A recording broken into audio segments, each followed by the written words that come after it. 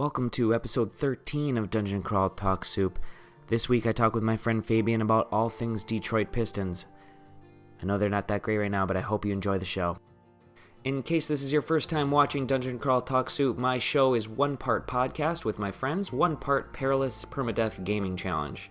Mostly I chat with my friends about a topic they love, but rarely get the chance to talk about at length, but at the same time, I'm trying to get my first win at Dungeon Crawl Stone Soup. The catch is, if my character dies, the episode ends.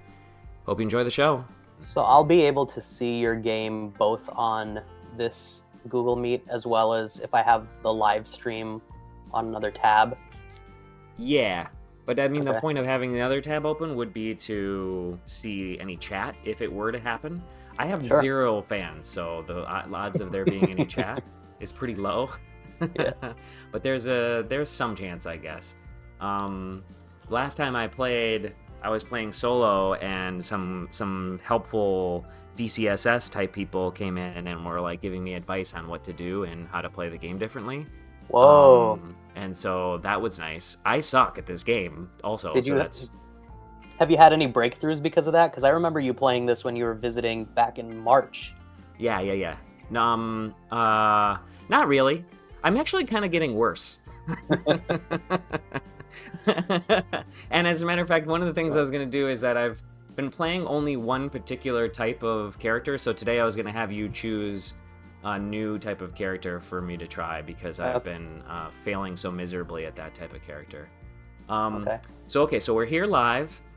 We are streaming on YouTube and Twitch. Hello, Internet. So you know the concept of the show. You know that if my character dies, then we will stop chatting. And we're going to chat about whatever conversation topic you want to chat about. Now, this week, Fabian, you told me ahead of time that we're going to get the chance to talk about the Pistons. Yeah, Real Original, a sports podcast. Sports podcast. Specific to a Pistons podcast. There are Pistons podcasts out there. There's a podcast for everything if you look hard enough. But what about my podcast is about nothing and everything all at the same time. I started my podcast because I heard on Pod Save America that this guy listened to 1,000 hours of Joe Rogan's podcast, and he realized that Joe Rogan just has people on the show just to come on to talk about whatever that person wants to talk about that day. Uh-huh. And I was like, oh, well, I could do that too. You think it's that,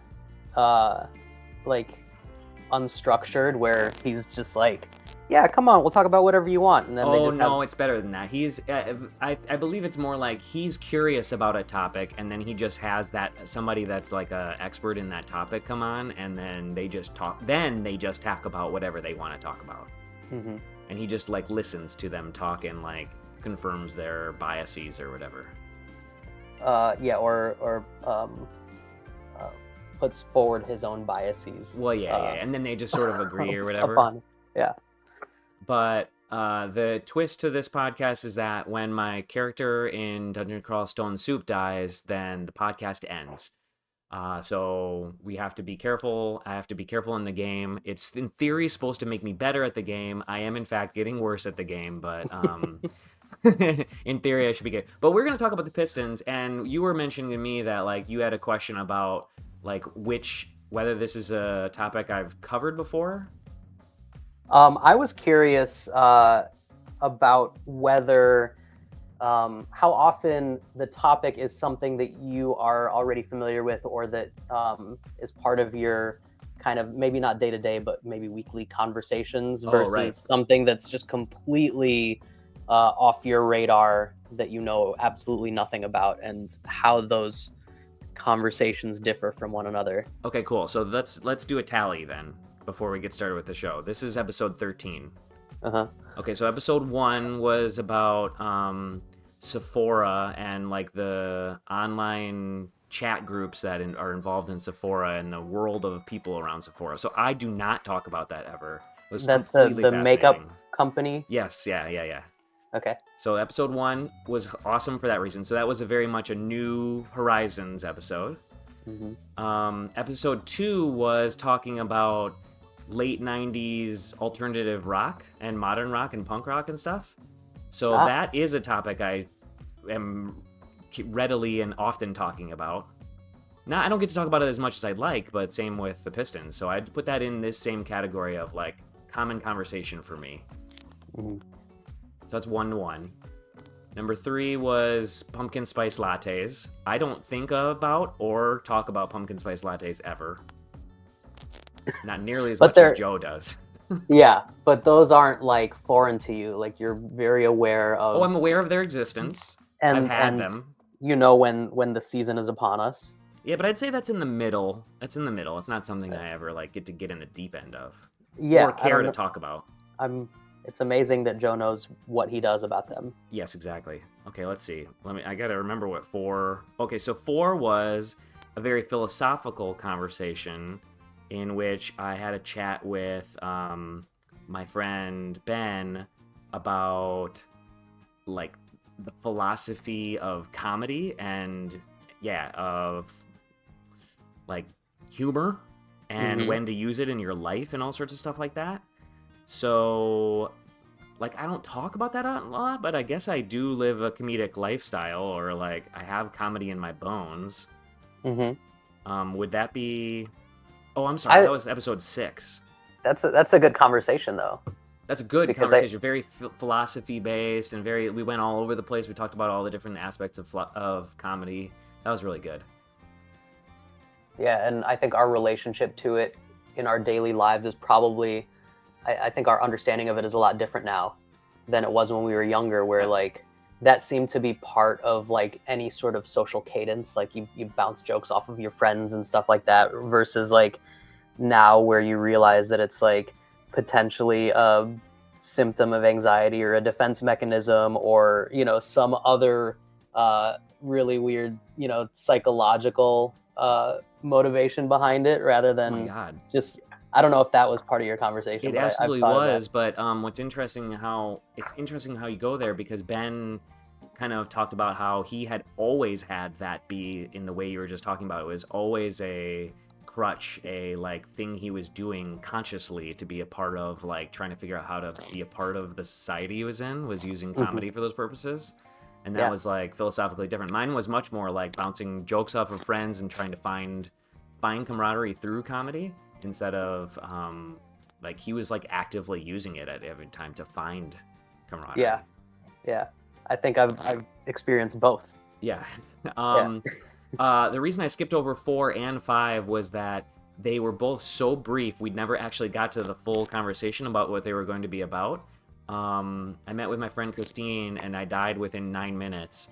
Whoa. And we just hadn't even gotten out of this part of the conversation. And then the 5. Similarly, I think I made it like 13 minutes. We were gonna talk about baking, but we ended up talking about the Denver late night scene, and because I just had a trip to Denver and she lives there, so we talked about things that you can do late at night at Denver, which is awesome.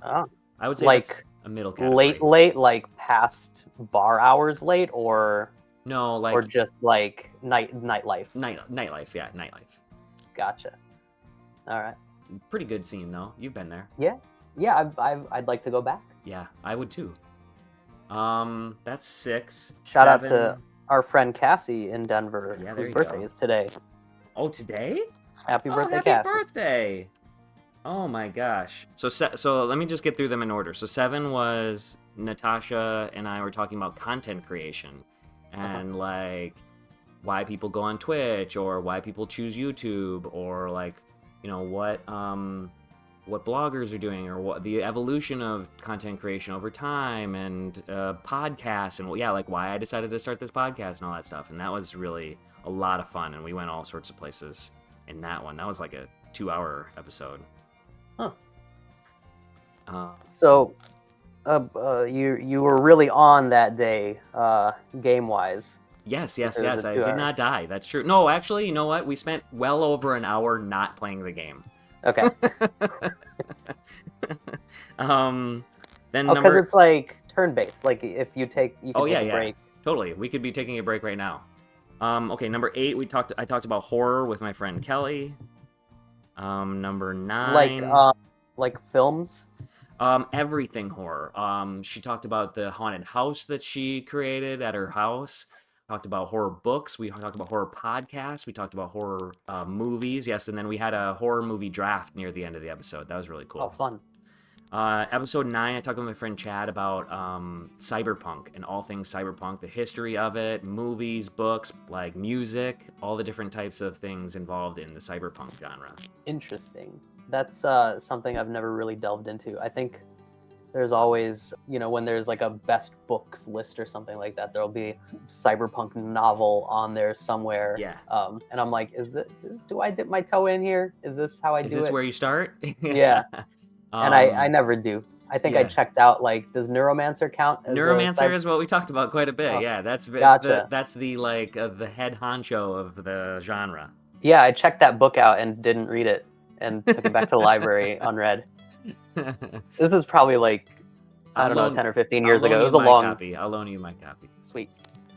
Is there That's, I sometimes, like, with stuff like that, maybe I'm afraid of liking it too much, because then it turns into like I've never gotten into anime, but I've seen a couple that have, like, really, really excited me, like, in incredible storytelling, amazing animation. It's a world of soundtracks that I also really love, or think that I would love. Like, I just went to Toronto last month, or about a month and a half ago, and I went to this record store that was owned by a dude that gets a lot of his records from Japan. So he has a whole section of Japanese records, Japanese imports, but also like an anime soundtrack section. And I'm like, man, this could be like some really weird slippery slope for me, where like I'll just become like Thundercat, or like Jamal Williams or something, just like inexplicably like obsessed with anime, and just it's endless. I think that's the thing. It's just so daunting. Absolutely. Man, that reminds me that we could have done like a soundtracks conversation, or like a totally. I can have like you back for that, yeah. or we can get there. Yeah, let's. And you're like topping out a little bit, so I'm just pulling you down just a little bit. I'll just wait till I get excited.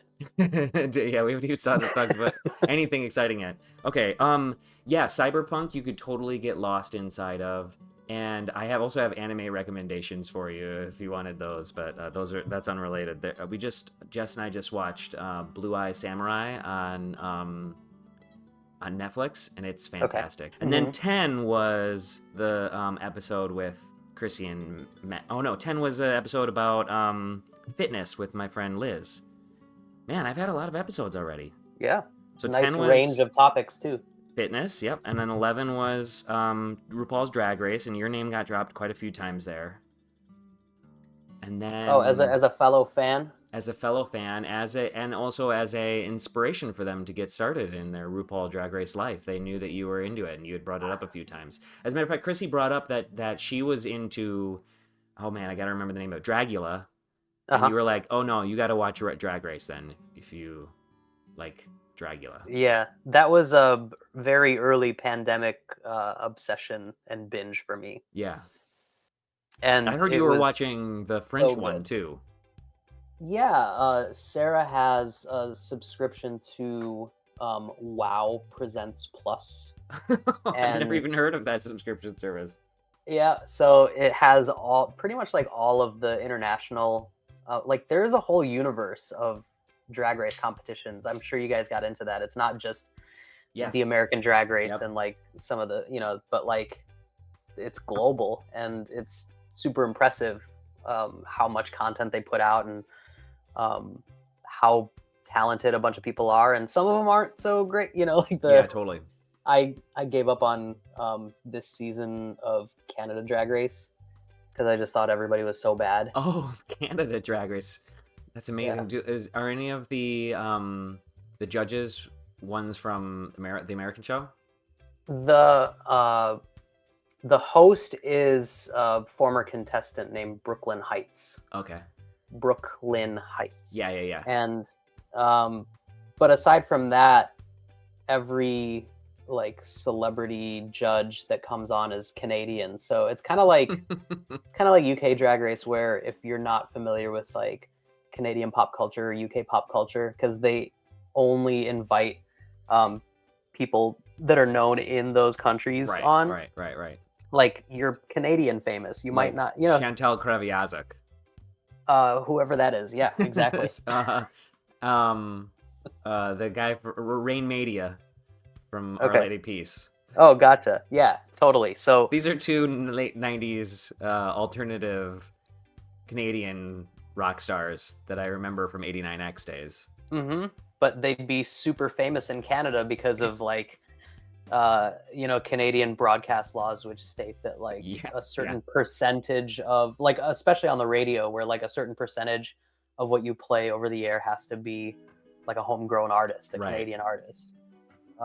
So yeah, so you're sort of lost in who a lot of these people are, or you know, there's one of the episodes is usually the snatch game, which is like the match game, which is primarily just like celebrity impersonations, and those are the ones that are always tricky in the international ones, because they're picking, you know, they're picking people that are famous to them. Yeah, totally.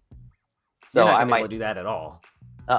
Yeah, it's insane. Like there's a Thailand one and the Netherlands one, and yeah, Drag Race is endless, and that was like tricky getting, much like getting into cyberpunk or anime. That was kind of tricky getting into, because like at first you just stick with like the American series, and then there are the All Stars seasons, which bring back past contestants from the American series, and then it just like it started expanding like crazy, and they were, you know, they're all entertaining in their own way, but you kind of have to pick and choose like how much of it do you need in your life. It's just, yeah, it could be overwhelming. So you've brought it, you've reeled yourself in, but you found yourself going down that rabbit hole, and now you worry about going down other ones as well.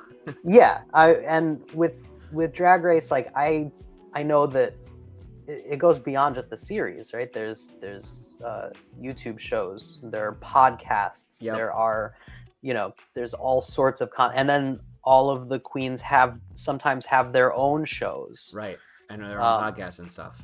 Yeah. So we talked about a lot of that with because Chrissy said she listens to like up to 6 hours or 8 hours worth of drag queen podcasts per week, which is incredible. Yeah. So she's definitely a super fan. I think beyond my own fandom, but the new season starts on Friday. I'm excited for it. Let's go. Yeah. Oh, we talked about the fantasy league as well. That was that came from Joe. I think. Right. Because they do it for Bake Off. They also do it for Drag Race. I think Joe and Emily and some of Emily's family and maybe some other friends of theirs do. It's almost like a, you know, like they'll do preseason rankings, but I think they wait until after the first episode, because you never know when there's going to be some sort of like curveball in the rules. You know, there could be like, oh, these people don't actually get kicked off, or you know, the way that eliminations happen differ from previous seasons, to where like you can't really pre-rank until you know what the rules are. Totally. We did. So Joe was doing that with, and then I think that led to us deciding to do it as well. Right. We, my family did it for one season with Survivor recently. Oh, cool. It keeps everybody engaged. You get to like check in with each other every week. Yeah, we talked a lot more about it than we ever do. We watched it. Jess and I watched the season because of it, but yeah, my in-laws and my dad, they got way into it. We didn't do it this season for Survivor because they extended the length of Survivor to 90 minutes each week. And I was like, I cannot watch 90 minutes worth of Survivor every week. That's a movie. 60. That's a movie. I don't have a free movie. I barely can watch a movie a week. It's like 20 something movies. Yeah, that's insane. To watch. That's an insane amount of content. But it's writer strike related. So. Okay, so now you got the gist of like the lay of the land of previous episodes. Nothing I've been as well versed in as the Pistons. Before we get into this should be fun. But part of me is like, man, should I have gone a little bit like, because this is gonna be all surface level stuff, right? Like, this is gonna be a little bit of a gripe session for me. I've got some questions to help us go deep and some ideas of places to take the conversation. So I don't think it'll be just surface level. I think we can go a good amount of time talking about this. Okay, cool. So before we do, let's get us going on the game. We need to pick a character, right? Yes. So you can see the game, right? Yeah, Now, I can see the game. Starting with you, you're the first person I'm going to do this with, but previously I'd always been choosing a minotaur fighter. Okay. And I've decided I'd rather to allow you to choose. I have a small stipulation, is that you're going to get to choose the species here, but then we'll go to the background, which is sort of like a class. You choose the class or background for the species, and you'll have to choose one of the recommended ones, because otherwise you can choose a combination that is extremely, extremely difficult, and then our conversation would end very quickly. So I recommend choosing from the list on the left so that we make it through the full episode. But it's sort of up to you. If you're very excited about seeing how one of these characters works, then you let me know. But we're gonna try this out where you can choose what type of character I play. Okay. Can you read it? Is it too small? No, I can read it. And you said which one do you usually play with? I usually play with a minotaur. Okay. These minotaur, hill orc, gargoyle are all very strong. All these ones are potentially good fighters. I'm best at these two at the top. But then again, like I said, I haven't proven to be good at anything. So trying something different is what we're looking for here. Okay. Well, I'm looking at either a gnoll or a troll. So let's, if you're unfamiliar with either of those, I think we should try something new. We could try a troll. Uh-huh. Okay, so inside a troll, there are all these different classes you can select. And I only want to choose the ones that are in bright white. So it could be, I'm not going to go through what each of these are, but these are more warrior types. This one gets to have a berserker right off the bat, so that's pretty helpful. This one I think is really hard. Oh, I was gonna say a warrior mage. You've got two categories in one. That's true, and it might work out well. But I also really want to know what an earth elementalist. Yeah, it starts with this spell called Sandblast. So it's a wizard, basically, a troll wizard that would throw rocks around and stuff and blast people with rocks. We could try it. Okay. Let's try one of the mages. Okay. This one is just going to learn a little bit of everything, so I say we do the earth elementalist. All right. Okay, and I'll just take it slow. What's the name of our troll wizard, earth wizard? Oh wow, we have to name our character. Yeah. This is a lot of pressure. I'll start. His name is gonna be let's think of a Fred Flintstone style. We could just go with Fred Flintstone. Yeah. Fred Flintstone. Done. Yeah. And there he is. It's a good name. But I don't have any equipment right now. He does have claws. And we have the spell called Sandblast. And what it does, blasts a target with high-velocity rock shards. Gathering the rock from ambient grit is slow, making the spell take 1.5 times as long to cast as most. Its damage is strongly reduced by armor. So it starts pretty strong as a spell, but this spell kind of runs out of oomph after a little while. But we'll learn some more. I have all these spells we can learn. Stone Arrow is really strong. I don't know what Brahm's barreling boulder is, but it looks awesome. Unleashes a massive rolling boulder in a given cardinal direction. The boulder squashes and knocks back creatures it strikes, suffering wear and tear with each hit. If it strikes a wall, it will explode into fragments of rock, doing damage that is strongly reduced by armor. This seems really cool. The boulder sometimes veers side to side and will disintegrate if it leaves the caster's sight. Oh, this is cool. Let's get that one. But we can't do it yet, but let's do that later. Okay.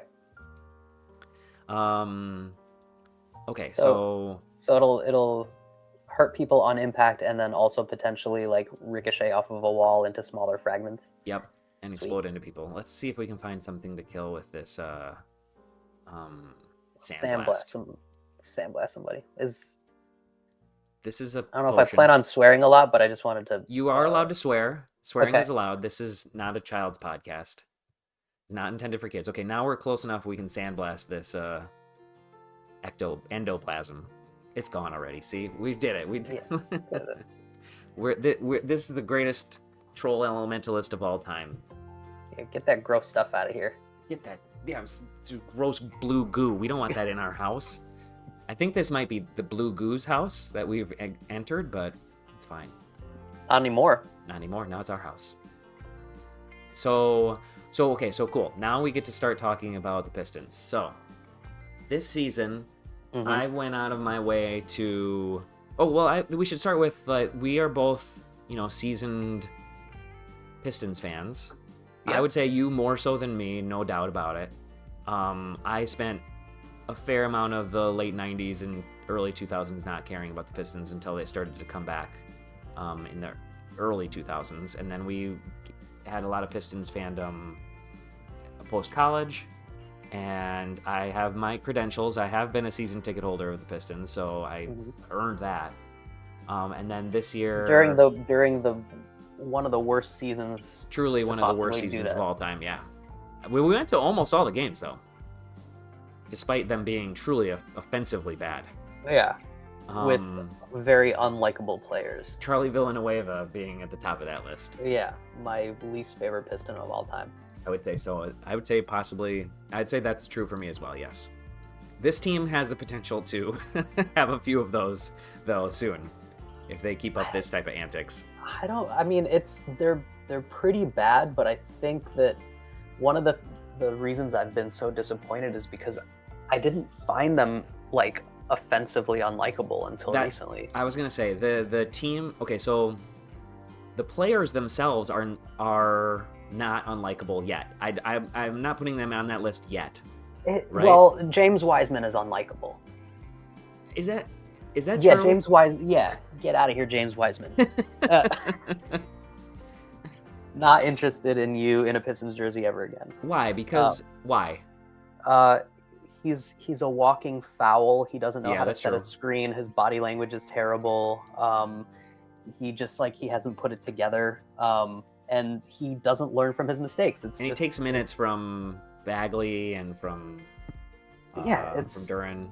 Yeah. He doesn't get many minutes anymore, though. Is he getting minutes still? No, not really. But I think there's been a recent injury to Isaiah Stewart, so we might have to endure some more James Wiseman minutes until he gets traded or cut or something. But there's a lot of weird things to figure out with this team. I think but not I can't think of too many other people that I'm not a huge fan of Kevin Knox, and it's funny because every time I'm ready to trash talk Kevin Knox, he knocks down 2 threes in a row and pulls us back into at least a respectable deficit, and then I'll be all right, I'll let up on Kevin Knox, and then he'll do a couple more stupid things, and I'd be man, I can't wait to never see him on the court again, at least not in a Pistons jersey.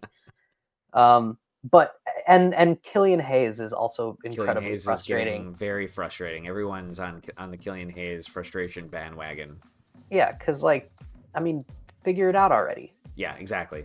It's all of the things. I had this belief at one point that in order to be a solid NBA player, you needed to be exceptional at one thing. What are you bringing to the court that you're exceptional at? Mm-hmm. And we can go back to a bunch of different people and what their contribution was going to be. I remember when we drafted Greg Monroe. This is kind of a throwback, obviously, but when we drafted Greg Monroe, in my mind, he was oh, this is going to be one of the best passing big men in the NBA. He's like Vlade or something, just amazing passing. When he was at Georgetown, you saw those highlights, incredible passer, great court vision. I thought maybe you could sort of run the offense through him the way that Sacramento was running their offense through their centers because they were both such amazing passers, whether it was Vlade or whether it was Chris Webber. and those are two of the best passing big men of all time. And Yep. you know, we talk ourselves into getting excited about somebody's skill set like that, and it never really materialized for Greg Monroe. And here we are with Killian Hayes, and we hear about his court vision, and we hear, and you know, we see it in flashes because he'll thread the needle with some interesting passes, but we also hear about what an amazing like on the ball defender he is. Like he's supposed to be an elite defender and an elite passer, and then everything else is just really, really bad. But I haven't seen that kind of like next level, like wow, nobody can score on this guy type of defense that we've seen with other Pistons in the past, like real trademark of or Pistons of the current. Yeah, like we saw from the first like at least month from Asar. Yeah, a few weeks of Asar Thompson being a good defender, and now he's like buried on the bench. You know, for some reason. For reasons I can't. Yeah. Okay. So, but that actually gets to we're doing a great job. Well, I'm loving this. That's so. But I want to make clear. I want to say this finally because I keep trying to stumble over saying this. But I think my biggest gripe is Monty.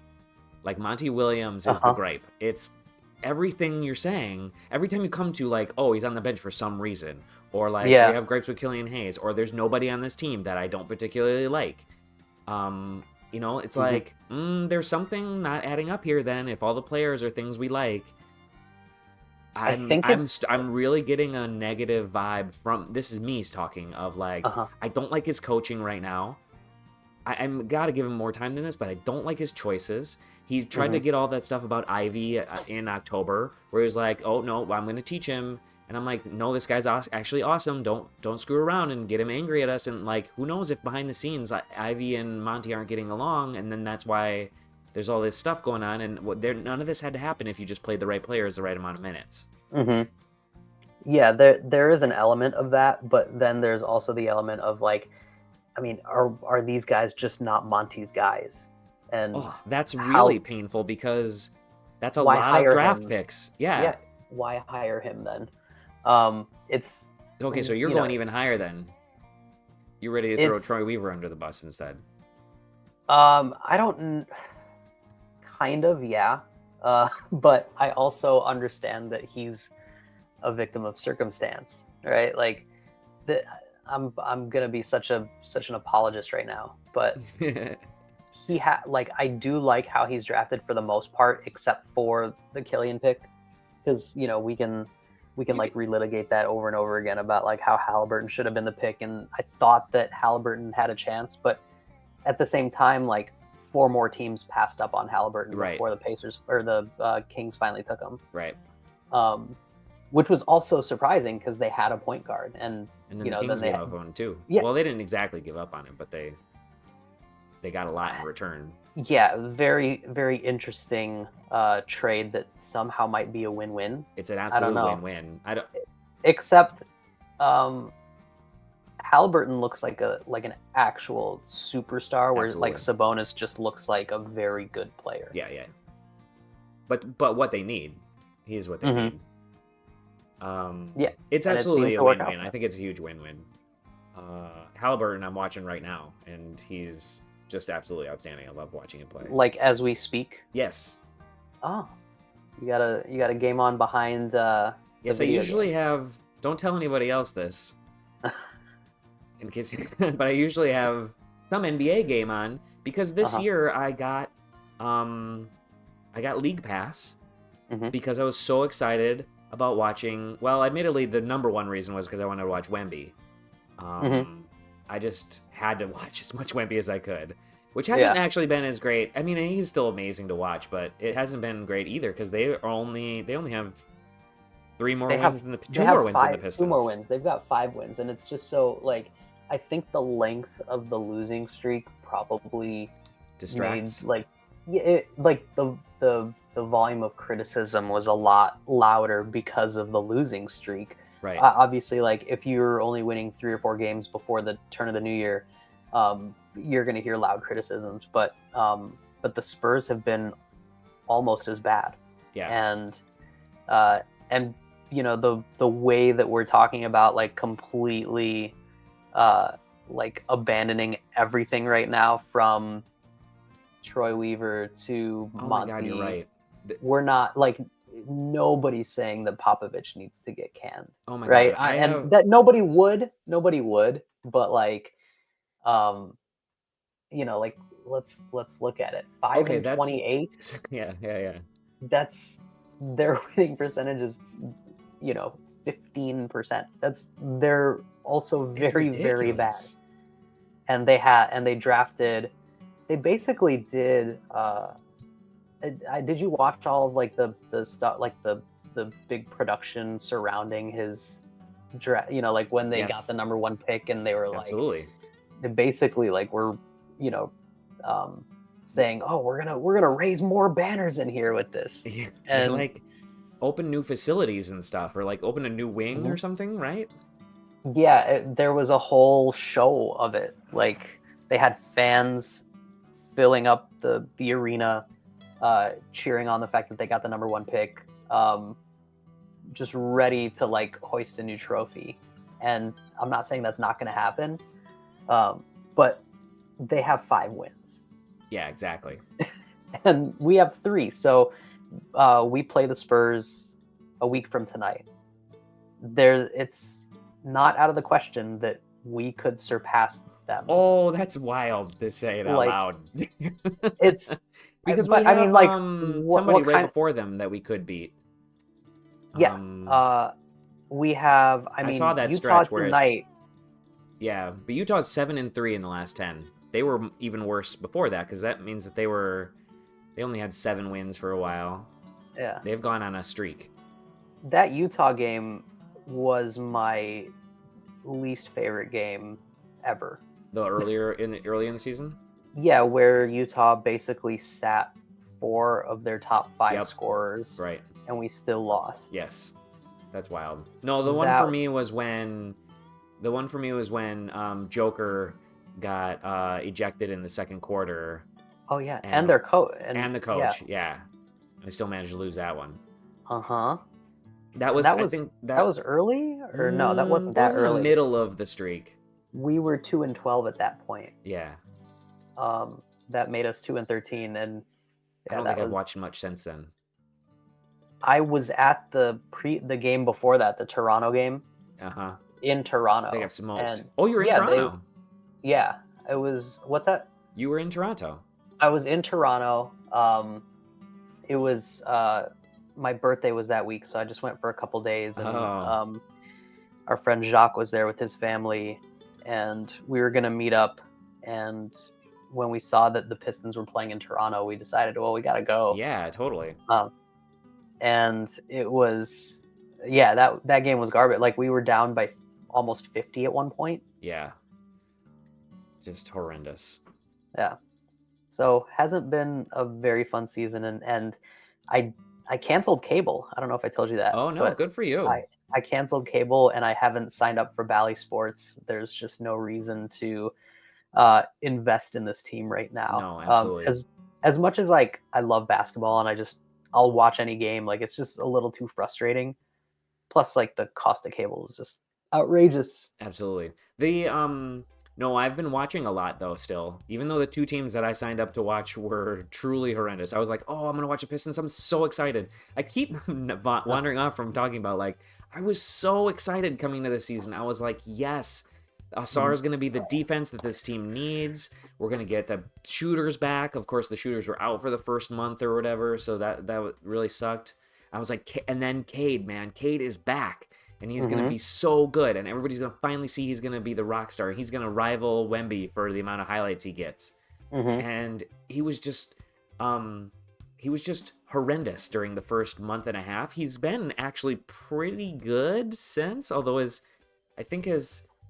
turnover ratio has gotten much better in the last, like, 10 games, but it was just so absolutely horrific during the first 20 games of the season. Like, it was unwatchable how bad his turnover ratio was. Like, yeah, and it was the same mistakes over and over again. It was 2 things. It was telegraphing passes that were just like, he was just like lofting it, and then there was also dribbling into traffic. Yeah. And without an intent. he would do this thing where he was, and I think he's still doing it, and this goes back to some criticism of Monty. He does this thing where he like dribbles into like the elbow, like in this sort of like sideways pattern, and I'm like, I've never seen anybody try to make that move. Like when dudes try to drive the lane, they're trying to drive. He's like not trying to drive, he's just trying to like get to the elbow and like, I don't know, figure out a pass from there. It's like meanwhile, nobody else is moving.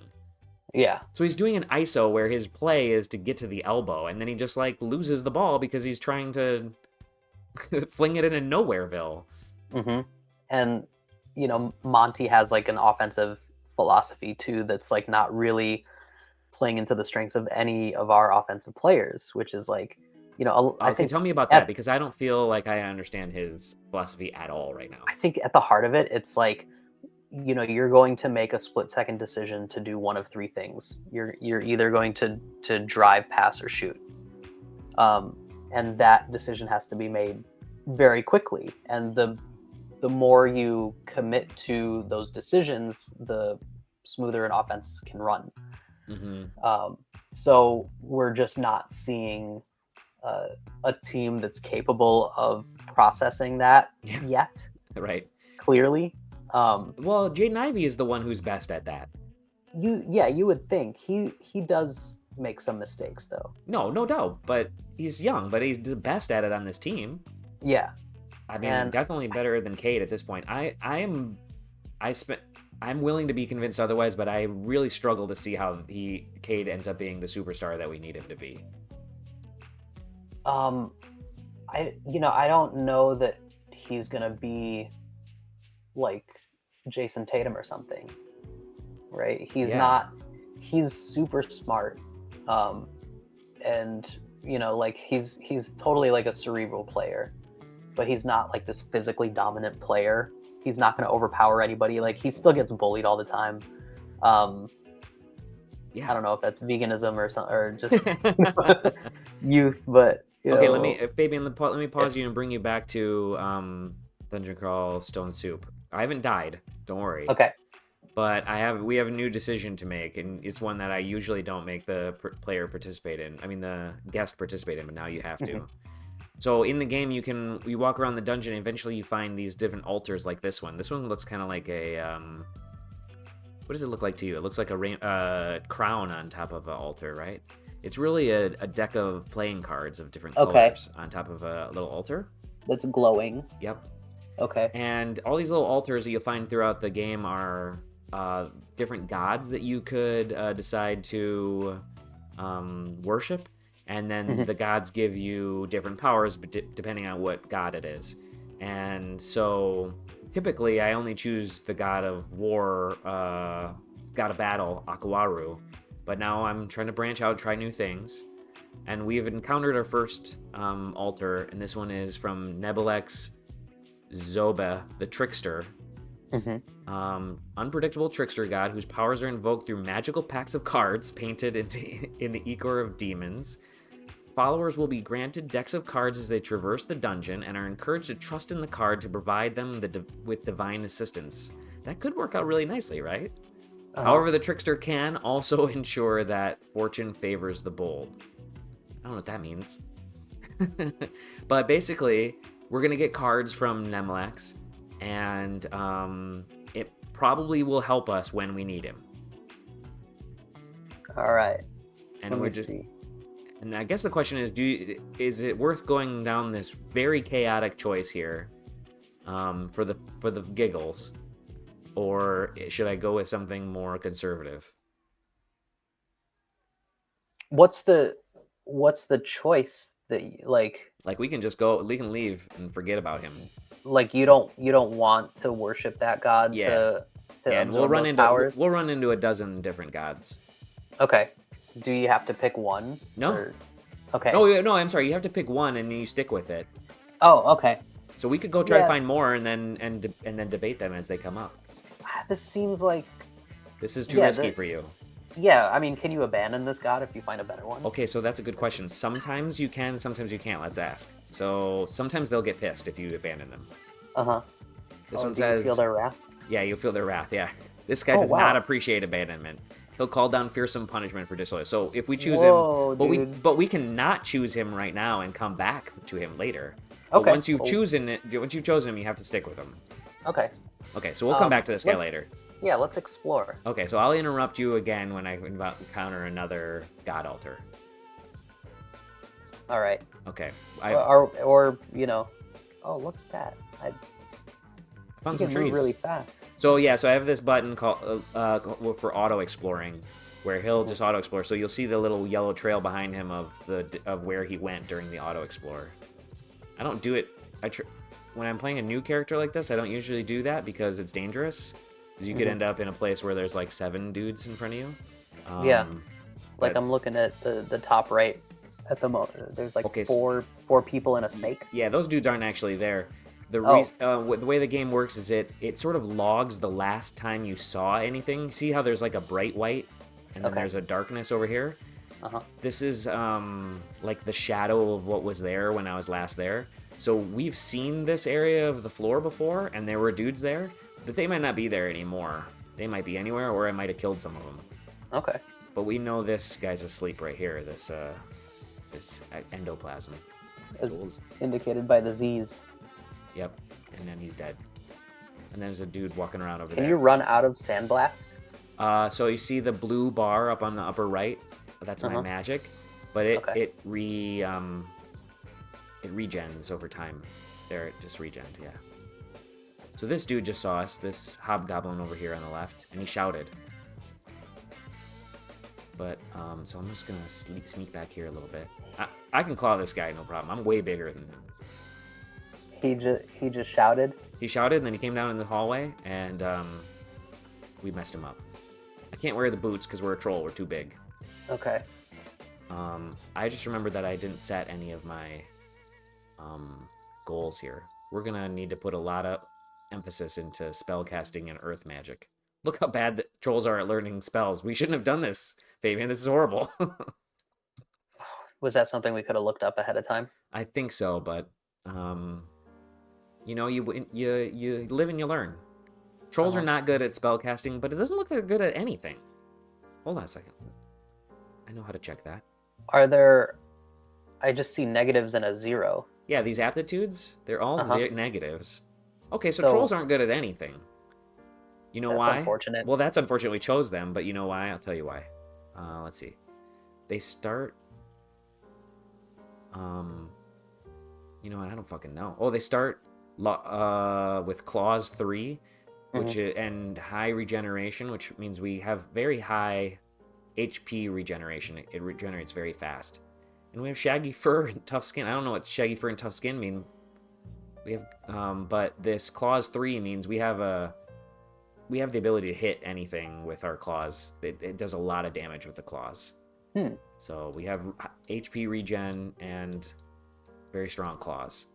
But we're also going to throw rocks. And no skills. To it. And no skills. We're very bad at everything. So we're going to stop learning dodging. Do other characters have like their aptitude like in the positive numbers? Let's go check that out. And this has nothing? This is nothing. This is not a good choice for me specifically. Some people win on troll a lot. The HP regen is probably really helpful. Not for me though. Hold on, I'll show us. Let's see. So if we save and exit, save and return to the main menu. Red Flintstone's still right down here. Don't worry about him. So you can look at the aptitudes here. Okay.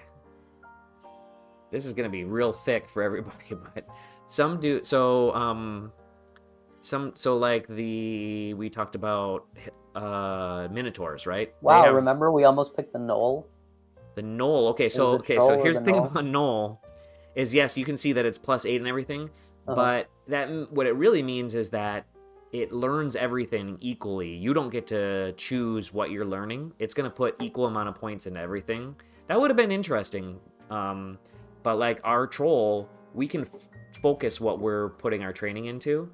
So we can put our training into spellcasting, into earth magic, and then our earth spells will get stronger. But the knoll, you can't allocate where you're going to spend anything. Okay. It's +8 in everything, but the points go to everything, so it takes forever for it to level anything up. It's deceiving then. It's deceiving. But look at this minotaur. So good at fighting. So good at flails and axes and everything. Minotaurs are very strong. And that's your go-to typically. Yeah. Well, anyway, let's get back to it. So we'll see, but I'm doing very well so far. Fred Flintstone's a level 3 already, and we're on the 2nd dungeon floor, and we've barely taken a scratch. A good learner. And now we've switched his focus to only focus on spell casting and earth magic. So the spells. So even though he's not good at spell casting, like he still has the ability to like strengthen that. Yeah. Or it just takes longer to get good at it. It takes longer to take good at it. So like, see how unarmed combat. For every, it takes 1 total XP to, like, it costs 1 point of XP to level this up, but it costs 4.8 to level this up at this point, even though it's not that much different, right? Like, this is only a level 1, but it's way more expensive. Or here's another example is like, the Earth Magic is at level 3, and it costs 4.8, but the spellcasting's at 1.5 and it costs 4.8. That's because the aptitude is so much worse. It's mathematically complicated. I don't think about it very much. Mostly I just zap things with sandblast. I just throw sand at people and they die. I would have figured that you would think about the mathematical implications a lot. I should rephrase that. I think about this a lot. Yeah, you're right. But it's best for what I meant to say is it's best for us not to worry about it. All right. Just sandblasting people and just sandblasting people. This sounds that sounds naughty. The way we're saying sandblasting? Yeah. I was thinking that's like the closest thing that we have to a weapon. It is. It is a weapon. Yeah. We're basically throwing rocks. And that's what trolls would do. Yeah. That's okay. You work with what you have. I have a cool spell. You want to see another cool spell that I have? It's called Pass Wall. Yeah. Yeah, so it goes like this. So, we'll do Pass Wall. And we're going to try to pass through that wall right there to the right. It says you begin to meditate on the wall. You continue meditating on the wall. You finish merging with the rock. Now we're on the other side of the wall. Look at that. Pretty cool, right? Yeah. So it's an escape thing. Like if we're in trouble, I can use it to try to get out of here. I like how you do it. You just like put all your thoughts into it. Yeah, you memorize the wall and get the hell out of there. Yeah. It's like being one with it. Yep. I wonder if we can throw this javelin. Oh yeah, we can. That might be good. We could maybe learn throwing. Let's see how good we are at throwing. Especially given that we're a troll and we like to throw rocks. We should put some XP into throwing. Yeah. Okay. Yeah, probably not a lot of strong hand-to-hand combat with these trolls, right? Well, I'm big. The claws. The claws, yeah.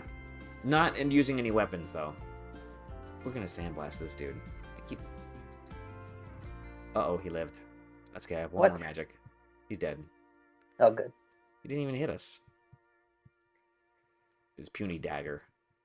Okay, where were we on the stones? So, I think... We were talking about Cade, and you were talking about his intelligence. Yeah, I mean, that's what he's got. So is he gonna be a top 5 player in the NBA? Maybe not. Is he gonna be like... I don't know how. Is he gonna be top 30? Is the question. Yeah, I think so. He's already proven that he's like, by far the most valuable person on our team. He's led the Pistons in scoring almost every game. Yeah, he's scoring over 30 a game in the last 20 games. Yeah. He's assists are up, turnovers are down. So it seems like he's figuring some stuff out, but nobody else is at the moment. So right, it's just such a like at this point where we're how many games in? Are we haven't played. We're not at the halfway mark yet. We're 3-30, so 33 games in. Like, we know that they're not just suddenly gonna be above 500 team like the rest of the way. Like, this team No. clearly sucks. Yeah. We haven't seen Monty Morris yet. Maybe he helps, but I mean, I don't think that. Well, plus the trade deadline's here, and everybody's talking about Monty Morris. The 76ers trying to get a hold of him is what I heard. That's so interesting because he hasn't played a single game. Yeah. So teams want to trade for a guy that's been injured the entire season. Yeah. But he looked good last season. Yeah. I think he looks like, the thing that we could really use is like, he's a mature yes, absolutely. NBA player. I feel like that's okay. So now let's go to Bogdan. No, yeah. Or I feel like he has not brought that presence in any valuable way. He hasn't brought some of his shooting, though not as much as I would have hoped. But he's brought his shooting, but he's brought no like leadership to this team that I was definitely hoping would have existed. It seemed like that was going to happen because that was sort of his role last year too. Yeah. And just like, I remember his presence alone, like when he finally came back from injury, like that was a moment. I was like, okay, maybe we'll get some relief. He's back. We have a shooter. That's the other part of this is like, we traded for Joe Harris, who's also a shooter. Yeah. But that hasn't led to, I mean, he's not even playing. No, he's not even playing. When he was playing, he wasn't making anything. So I don't understand like where we went wrong anything. There. It was crazy. That is such a bad luck thing. That guy was lights out. He was brought in to do that one thing. And he cannot hit a three. It's ridiculous. Yeah. It's ridiculous how bad this team is at threes. It doesn't exactly make sense. Like, and that part has to be some level of law of averages. I saw some dude on YouTube was talking about a video of the Pistons have like 3 of the worst shooting 3-pointer of all time or something. I have to look this up and I'll show it to you. But have you seen something like that? No, but it doesn't surprise me. Okay, yeah, they are just like abysmally bad at 3-point shooting right now. And I'm gonna look that up, but Joe Harris is a complete disaster.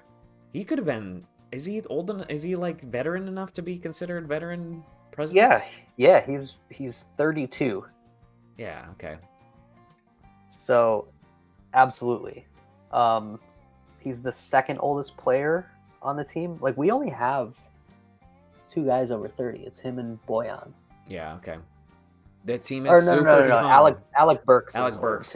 Alec Burks was frustrating in the early part of the season because he was playing just well enough to keep getting lots and lots of minutes and like have people talk about him as somebody that should be getting minutes. And I was like, don't put this guy on the court, not because he sucks, but because I need Ivy to like soak up minutes.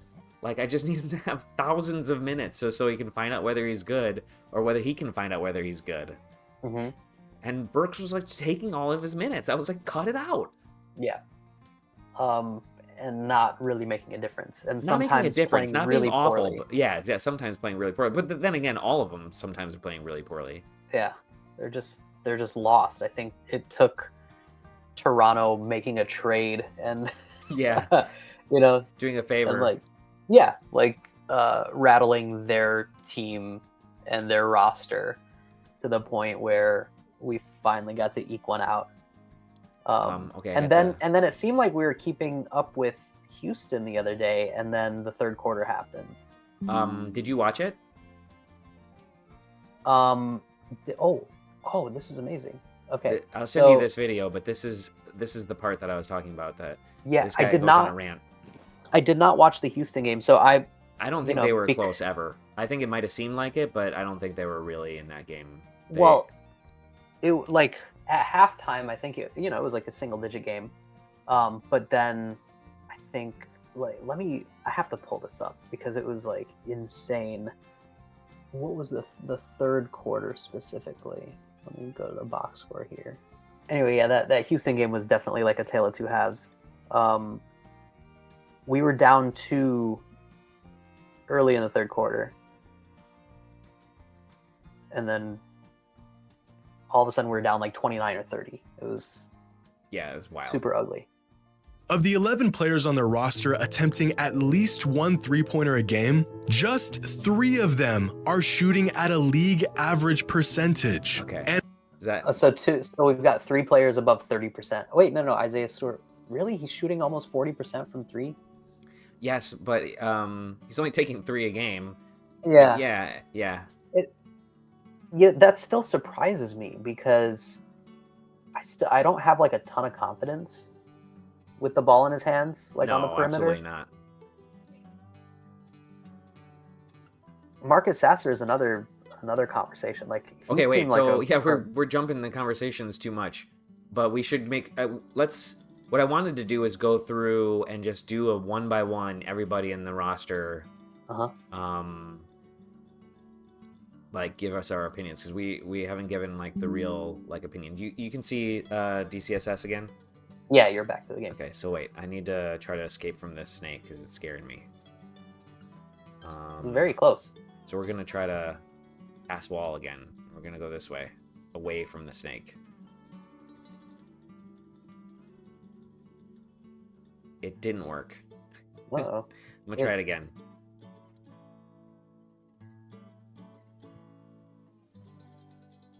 Yes. Okay, we got away. Oof. I don't think I should be running away from a snake, but I'm honestly very nervous about losing to that snake. So. Could you have clawed that snake? Yeah. Oh, it's chasing us. Oh, it's gonna catch up. What's the point? Well, you got 10 javelins. Oh, that's a good point. Let's throw a javelin. Missed. What? Barely missed the adder. Okay, let's see if we can kill this thing with claws.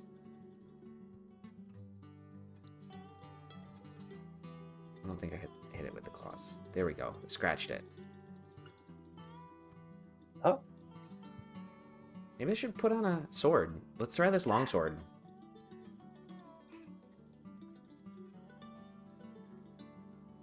Yeah, let's see if we can hit it with the longsword. Oh, hit it. Hit it again. There we go. We killed it. Yeah. Didn't have to be that scared. This is a child's game. But it was chasing us. It was chasing us. They'll all chase us aggressively. everywhere. I'm going to keep using the sword, even though I'm not sure that's a great thing to do. We now have a ring of resist corrosion, though, so that's good. All right, let's start with Cade. Okay. We've talked about him a little bit. I'm losing confidence. You've regained my confidence a fair amount. Yeah, Cade's fine. Cade's fine. I think the whole league feels bad for Cade right now. There's been a lot of Cade needs help sentiment going around. Right. Because he's the only one that's consistently showing up on any level, even when he plays kind of poorly. Like the Houston game, he had a horrible shooting night, but he had a good passing night and not a ton of turnovers. That's good for him. Yeah, he's definitely turning a corner on the turnovers. It was ridiculous how bad the turnovers were for a while. Yeah, I mean, he still had 4, but at a certain point, I think he had like 8 assists and no turnovers, and then ended with 10 assists and 4 turnovers. But he shot 3 for 16 that day. That was like, yeah, that loss kind of is on him. Yeah. So I'm not terribly worried about him. He's like, I don't know what happens once his contract is up. Like, he obviously gets a max extension, right? Like, the question there is, does any other team try to offer him the max? Does he turn it down to try to go somewhere else? Like, I don't think that we have to worry about that with him. I think it's just like a given that he's going to stick around and he's going to be our dude. And we just are stuck with having to build around him. Yeah, but I think that, like, if we're, like, the idea of building around him doesn't mean that, like, he has to be our best player. Okay. I think that, like, if we find somebody that could take some of the load off of what he's being asked to do right now, he could be He could be a very good team's second best player. Where else does that happen? Where else does it happen? You mean like in the NBA or with successful the Pistons? NBA teams? Yeah.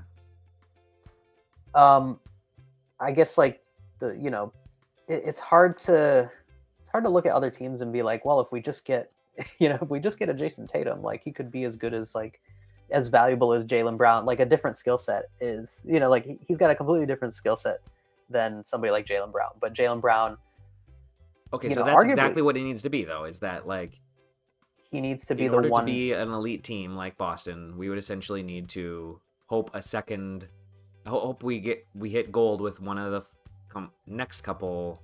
But I do picks. think that he could be a good. I don't know if it has to be a lottery pick or if it's a trade or free agency, but like this is the predicament that the Pistons are always in, and it's very unique to the Pistons in Detroit sports because we, like in baseball, you could just throw a bunch of money at somebody and not have to worry about it because it's the salary cap, and then like football, like we have drafted,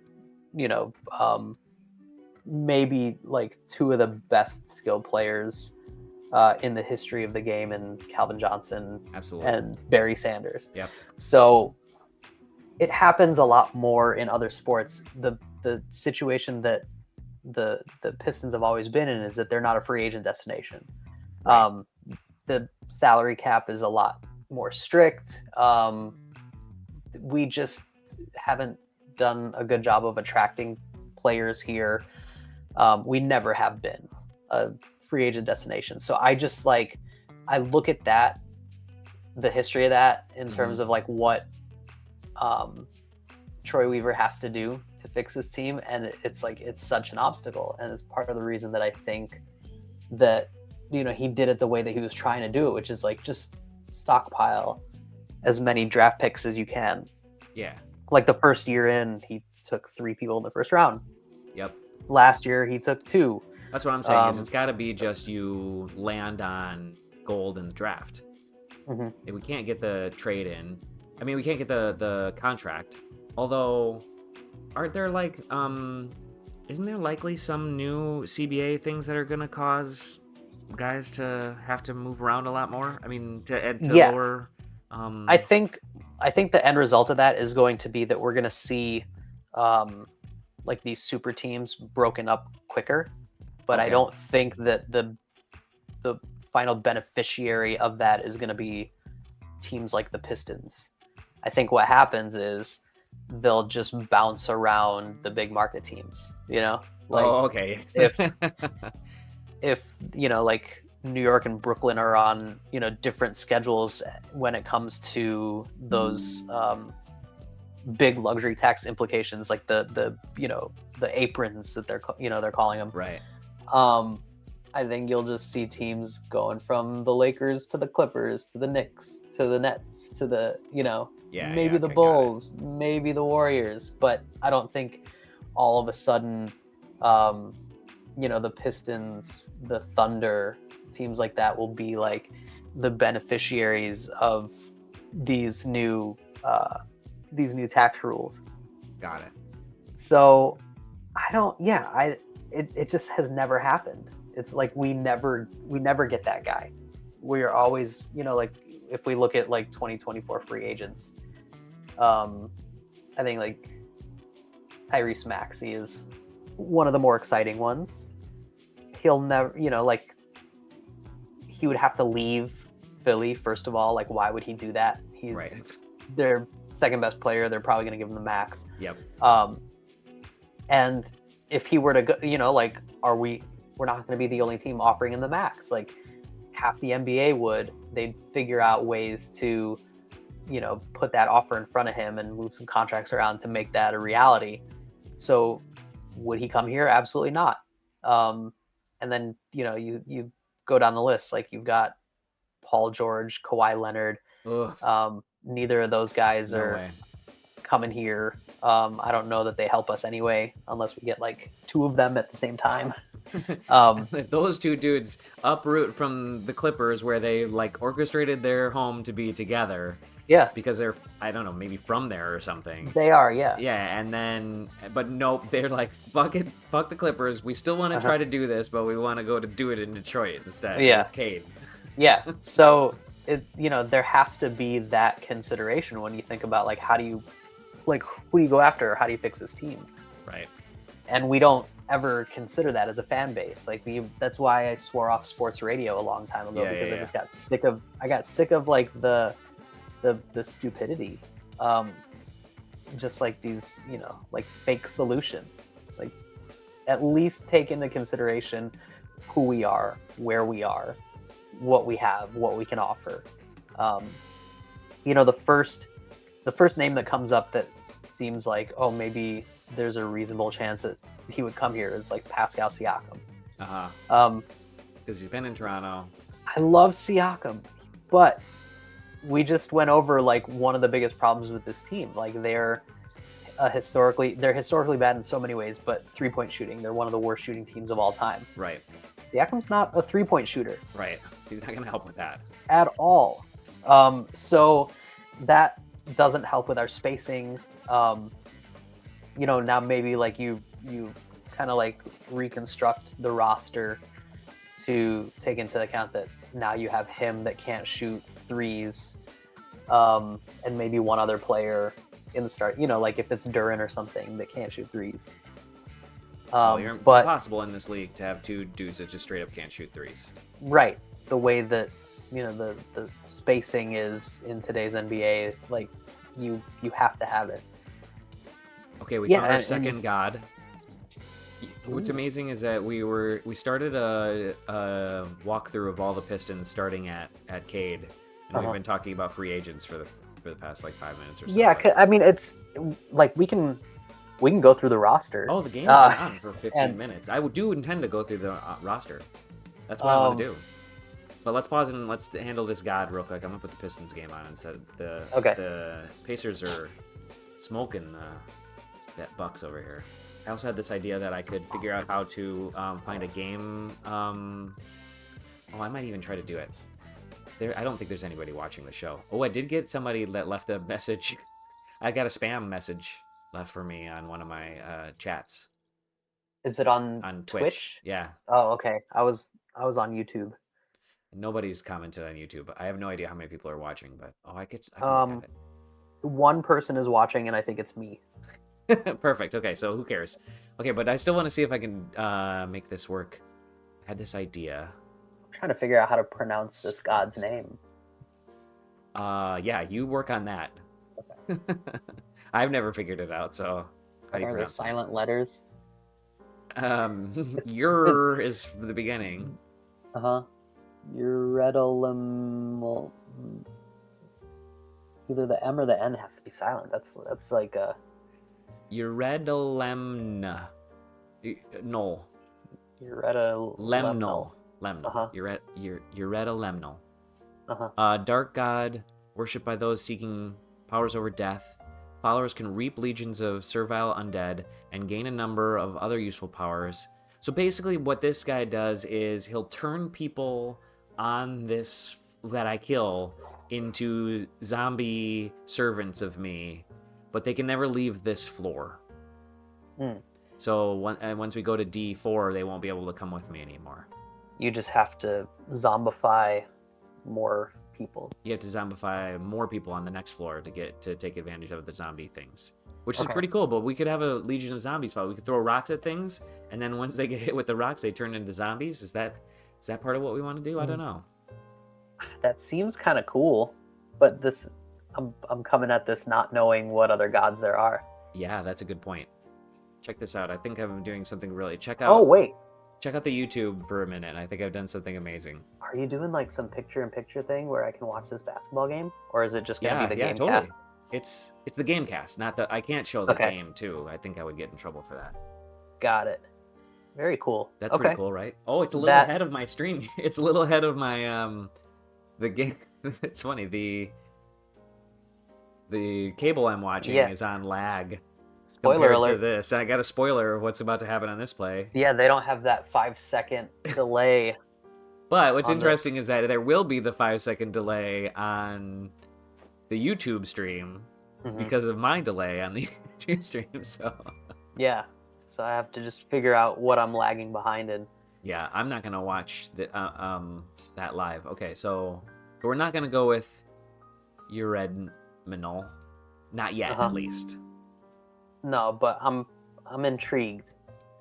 Interestingly, we found another 'Cause- altar to Nemelex, which is rare.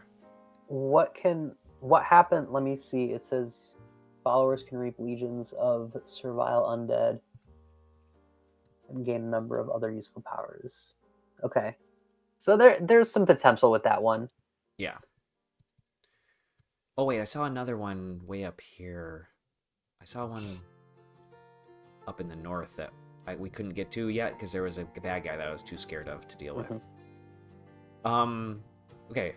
Pistons wise, we're not gonna get good free agents, so we got to win it through the draft or trade.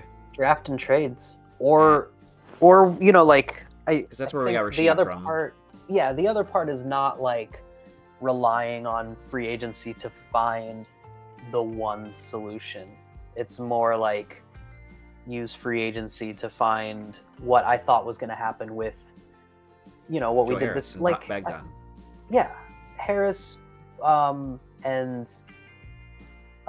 did we trade for Monty Morris, or was that a free agent signing? No, that's a free agent signing, I think. Okay. Yeah. So I guess, the answer then becomes like,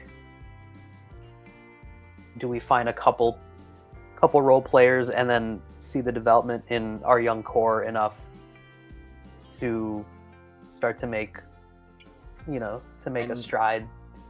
And a reminder, like the Spurs only have 2 more wins. Right. Okay, so Cade at the top. Who's number 2 on the list? Who's the number 2 most important Piston in your opinion right now? I think the highest ceiling is maybe Duran. I think so too. There's just, I actually think more highly of Duran than Cade right now. Yeah, but Duran is just a force. Like Duran could be, like the most unstoppable Piston, if he puts it all together. Because like he's 20 years old and just a giant. He's like huge, super strong. And he's still got multiple years of growth left. Yeah, his rebounding is there. I think his defense is getting there. I think like when he's locked in, when he's not like, like a half step behind, he's a defensive force. Yeah. And I think that like I've seen enough on offense to think that like he could be like a bully on that side of the court too. But I also, despite the fact that Asar hasn't been playing, like I adore Asar Thompson. I think I love him. I truly he's love so him. fun to Why watch. is he not getting more minutes? I don't know. He's so fun to watch, especially defensively. Mm-hmm. And his rebounding, he was there. Everybody was going nuts about how great a rebounder he was at the end of November. And it was just like folks were like, this guy is almost leading the league in rebounding as a small forward. As a small forward and a rookie. And he was also, top 3 or 4 in blocks, and he was getting a ton of steals. And you just saw that he had, like there was like this magnetic force between him and the basketball. Like he always seemed to like be in the right spot, or so where are his minutes, Fabian? I don't know. I mean, so this is Monty again. I think part of it is that like we can't score, and right, he can't score. Yeah, and he really can't score. Like he's like his shot's way off. Yeah. His scoring, a lot of it just comes from like making space for himself. Yeah. Totally. Or offensive rebounds, or like getting in a transition. We just haven't had a lot of those opportunities. I do think that he's the type of player that's going to get good at certain things. Like I don't think he's never going to be a good 3-point shooter. I think that that's something that he's probably going to work on for the next 2 or 3 seasons Yep. and really improve that to the point where he's going to be like a serious threat. Bruce Bowen. Yeah, like I don't know that Bruce Bowen was always a good 3-point shooter, but like that was his role. Like he just like camped out and hit there. corner threes and Yep. No offensive sometimes- presence other than that, but he was Yeah. a glove on defense. yeah, sometimes he would kick Wally Zerbiak in the face, and you know, you can count on him for that. So I wanted to hear, you went off on positivity for Duren. You said he's sometimes absent on offense and defense. I watched him get burned by a guard just now. Just completely let the layup in. Duren did. Yeah. Oh no. The 2-man game between Cade and Duren is very it would be an amazing effective thing if they can figure that out. But the problem is that Duren can't pop. So he can only go on. Right. He can only roll. And that could work though. If he can get better passer or something. He's crushing on the boards right now. So would you jump to Asar, but would you put Asar as number 3rd most important? I think so, because Before we go to Asar, let's talk about Gozag the Greedy. Let's hold on. Let me get back to this. Gozag the Greedy teaches the world belongs to the rich. Those accepting this principle may exchange their gold for divine assistance. Followers of Gozag do not earn piety.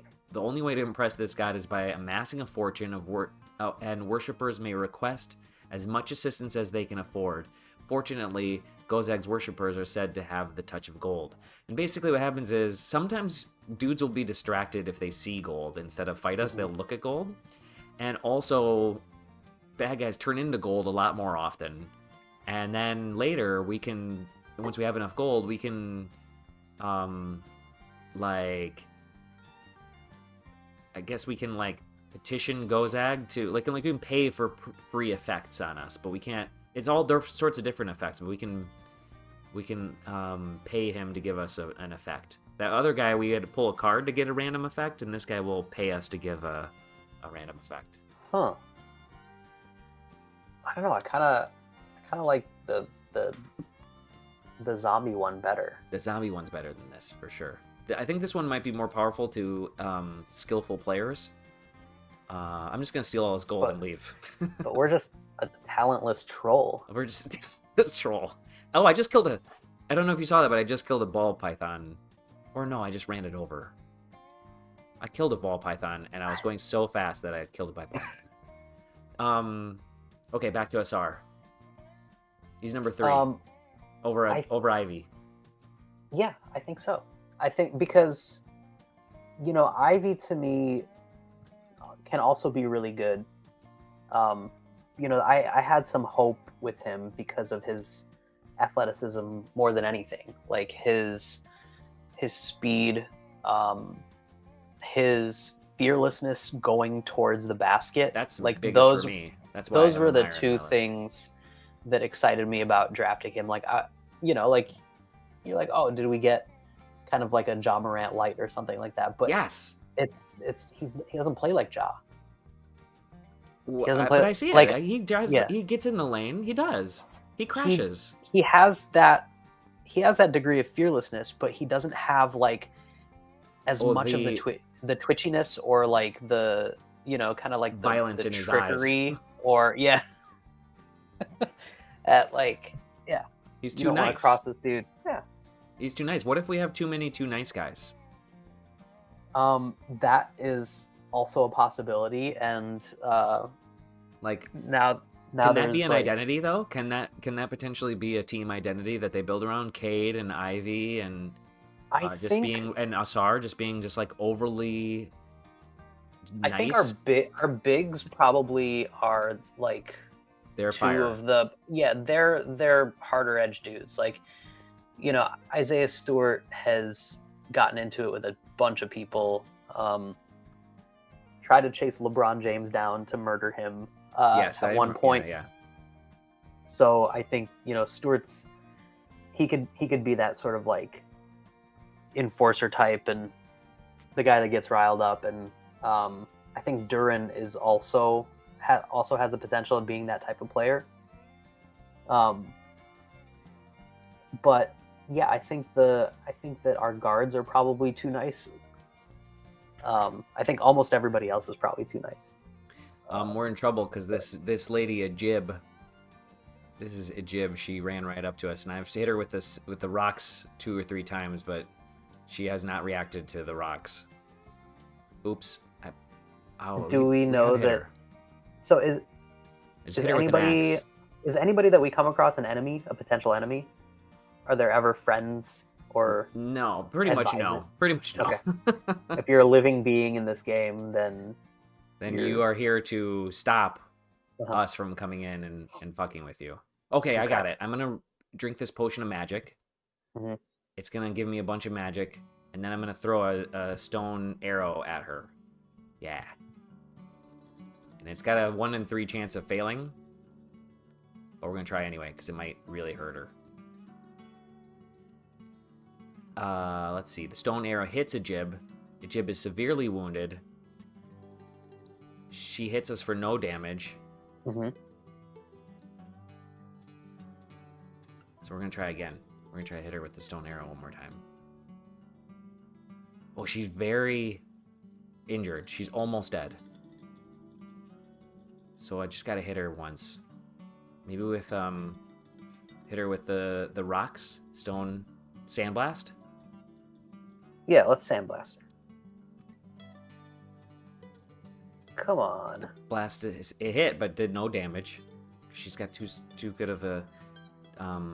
That spell I think is pretty much fucking useless now because it is affected by. It's a. It seemed cool at the beginning. Yeah, but its damage is strongly reduced by armor. So if the monster has any type of armor on, then. Well, she's wearing some ugly blue rags. I think we should hit her with the sandblast one more time. Everything says sandblaster. It did nothing, and she hit us. What? The blast of sand hits Ajib, but does no damage. Oh no! I hear an angry hiss. That means a snake's coming. But we're gonna try to hit her with my axe. Hiss means a snake is on its way. Yeah, I did not know that. Its way. I thought maybe Ajib was getting a little annoyed that we keep hitting her. This is what we're trying to hit her with. I could also take the axe off and try to hit her with my claws. So I think I'll do that. These grasping roots, is that? That's keeping us from running away, so we can't move. Is she? She's hit us with a. She has a. It says she's carrying a wand of roots. See, Ajib. I see. Wearing a club +0, wearing leather armor, and carrying a wand of roots. Mm-hmm. So it is that leather armor that's stopping sandblast from working. I'm gonna hit her one more time with this. With my claws. Yes. I killed her. Yes, we scratched her to death. Rah! We're the greatest at this game ever. The sand did nothing but a little scratch. Oh my god, we chose characters miserably. It did recommend Earth Elementalist, didn't it? Yeah, it seemed to. That was a bad choice. But look, we're gonna get back to health, full magic. We're good. Ajib is gone. This is our dungeon now, not Ajib's. Oh, there's a new bad guy. Walk right up to her. Natasha, she's trouble. We're gonna throw a stone.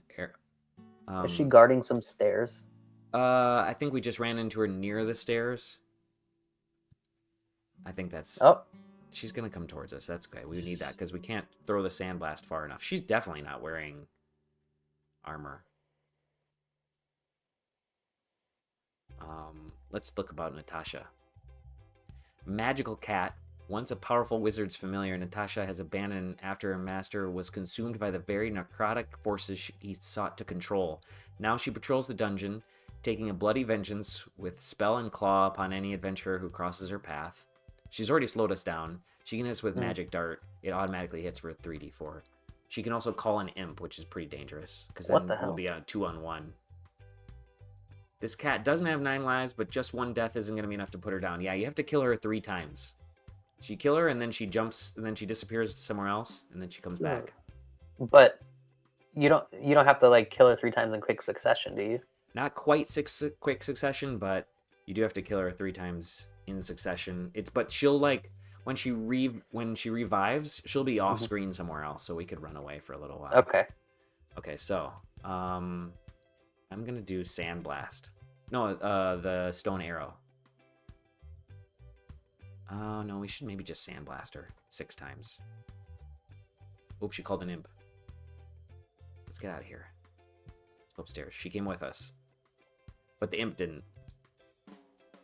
Oh, she's hitting us, and the Sandblast. Oh, it hit her. Oh, she's dying too. We're both dying. Oh my god, she's almost dead. I'm almost dead. Which is gonna be? Oh, it's us first. Yes. Nice. See you later. And we went up a little bit, a level. We All right. Magic back, and we're. So how does your health and magic regenerate? Essentially we wait. You see, there's a time number right here. Whenever I can press a button that will say like just stay here and pass time until we've regenerated all our health. And remember, trolls regenerate health really fast. Okay. But the time is not entirely irrelevant to the game, but pretty irrelevant. So you can just, whenever you're injured, as long as no dudes walk by, you can just sit there and regenerate. You just stand there and regenerate, which is pretty cool. Like, you lose health pretty quickly, but you can gain it back pretty quickly. Now, here's another question. How involved are your other guests in this game? We're in the upper end of involvement. Most people just turn off what I'm screaming and go on to with their conversation. I'm honestly pretty fascinated by it. I'm also toggling between this and the Gamecast of the Pistons game, seeing that Jaden Ivey is, he's got 7 points, 3 for 3 from the field. That's exciting. Yep. He's looked good. He drove the lane really nicely a few minutes ago. So he's number 4 on our list of Pistons. Yeah, he has to be. Yeah, he has to be. And then just wait, do you have negatives about him? You just think he's too nice? Who, Jaden Ivey? Yeah. I think that he often just relies on his speed. I think the most frustrated I get with him is when he just drives in a straight line towards the basket and doesn't try to, doesn't try to like create space for himself or kind of like trick the defender into going in a different direction. Right. It's always a very fast straight line. Straight at the rim. Yeah, which is, I think that worked for him at Purdue. I think that he was that much more athletic than everybody else. And then you get to the NBA and you realize that, oh, there's a bunch of athletes in this league, and I can't just like blast through everyone like I used to. And going straight, and up isn't enough. Like there's gotta be more movement there. You've gotta like get some moves. Like I don't know that he has go-to moves. I honestly think that he's just like all speed. So well, that can be learned. And speed won't be the only thing. He won't have that forever. Right. I think other things can be learned. Other tricks, other driving tricks. He's got time, and coaching can definitely help him. Yeah. But when we drafted him, that I was so excited because I thought that he was the perfect complement to Cade, because Cade is not fast. Cade is very methodical and very slow. Isn't the problem that they both need the ball? I don't like that Cade is this type of dude that has to is a point guard, essentially. Yeah, but I think that Cade could either be that primary or secondary creator. Right. Like, if we do have a point guard that is, going to bring the ball up the court, like, Cade could still initiate an offense if, like, it comes around to him. It could take some of the load off of him. So totally. I don't think that, like, even though we've got both of those guys, like, I still see the potential of, like, Cade play, like, if we do, like, a small ball lineup, like, he could be the 3. He doesn't have to be a point guard or a shooting guard. I agree. That is one of his benefits. He's got all the size in the world. He's got the height. He just needs to like not be bullied. Yeah, exactly. Because I've seen that too often. Yeah. Like Cade on an island trying to guard somebody and it not going well for him. And it's not because he's not a willing defender. It's just he's a little slower and a little thinner. You know, like we kept seeing, Oh my god, idiots. you know, like looking at him like bulk up over the off season or something. It's like, okay, Cade's hitting the weight room. That's cool. But he's still not as strong as half of the people he's being asked to guard. Oh yeah. But is that because he's being asked to guard a position above where he should be? Like, is he consistently being asked to guard the small forward? That could be. I mean, the way that our lineups have been, like he's never like the shortest guy on the court, No, right? totally, yeah. Because he definitely has bulked up. We're back to talking about Cade, even though we're talking about Ivy. Yeah, but there's, I mean, Wiseman just got a nice turnover right at the end of the first quarter, so that was nice. Like he turned it over, or yeah, he forced a turnover. He turned it over like an idiot. Oh yay! I was being sarcastic. Yeah, Ivy. I want to see more, but I really love his game. I enjoy it, and I'm an Ivy fan. I'm an Thompson fan. I'm a fan of 2 through 4, and I got to be brought back to being in love with Cade. He just plays so slow and careful, and when he was being compared to Luka, I was like, I can get behind that if that's what you're gonna be, but you actually have to score like that. Right. And he can't hit. He doesn't hit threes well enough to be Luka. No, that's improved a little bit lately too. I mean, I don't know what it was with him in threes. Like he was hitting them just fine in college, and then he got to the pros, wasn't hitting in his rookie season. Started slow last year and got hurt, and then started slow again this year. But I think it's been better lately. Yeah. Okay. I keep wandering off to be upset at Cade, but I'm reminding myself that I told myself I'm on board. So. Meanwhile, we found this. I walked up to this trident that we found in the dungeon, and it's got our name on it. It's called. It's called the +9 Trident, Red Flintstone's Curse. But it's not a curse. It's good. It's a very good. It's a curse of this dungeon. We're gonna curse this dungeon with this thing. Okay. It looks like it says it's a fishing spear improved with a longer shaft and 3-pronged metal head. But basically, when I hit something with it, then we're going to get a bunch of AC added to ourselves. This is perfect for us. Okay. Now we're going to change our focus. No, I still focus on earth magic. We need to get those spells working a little better. Oh, sounds like somebody's home. Do you hear that? Some dishes, perhaps? There's some dishes rattling around. Somebody else is in the house. That's good. We've talked for a long time, Fabian. Yeah, we're doing great. Dang. Okay. Let's go with who's number 5. This is the most curious question. Who's number 5 most valuable Piston? Oh man. I think and don't I haven't said Isaiah Stewart yet. It might be him. Isaiah Stewart to me is he's somebody that I feel like could be a really good bench player. But I also have to remind myself that he's still also only 22 years old. Oh my God, really? Yeah. He feels like he's been on the team for half a millennia. I know. It's like, what happens when you draft. Like, we've drafted a couple guys that were either 3 or 4 year players. Like, Marcus Sasser is older than Isaiah Stewart. And, we drafted Sadiq Bey, and Sadiq Bey was he a 4-year guy at Villanova? I don't know. I never know this specific type of thing. Yeah, but when we draft guys like, Stewart that played 1 year, Jalen Duren that not only played 1 year, but did he reclassify at some point to go to college sooner, or was that somebody else? Who, Jalen Duren? Yeah. I don't know. These are things that are total new news to me. Yeah, because there was that weird year at Memphis where they got Jalen Duren, and then they got the who was that dude that had committed to Michigan State and then decommitted and then went to Memphis? I do remember that, but I don't remember who it is. What's that guy's name? Imani Bates. It was Imani Bates. That's So the second time that guy's come up on my podcast in the last couple of days. oh, who was talking about Imani Bates? No, it wasn't. Was it on the podcast?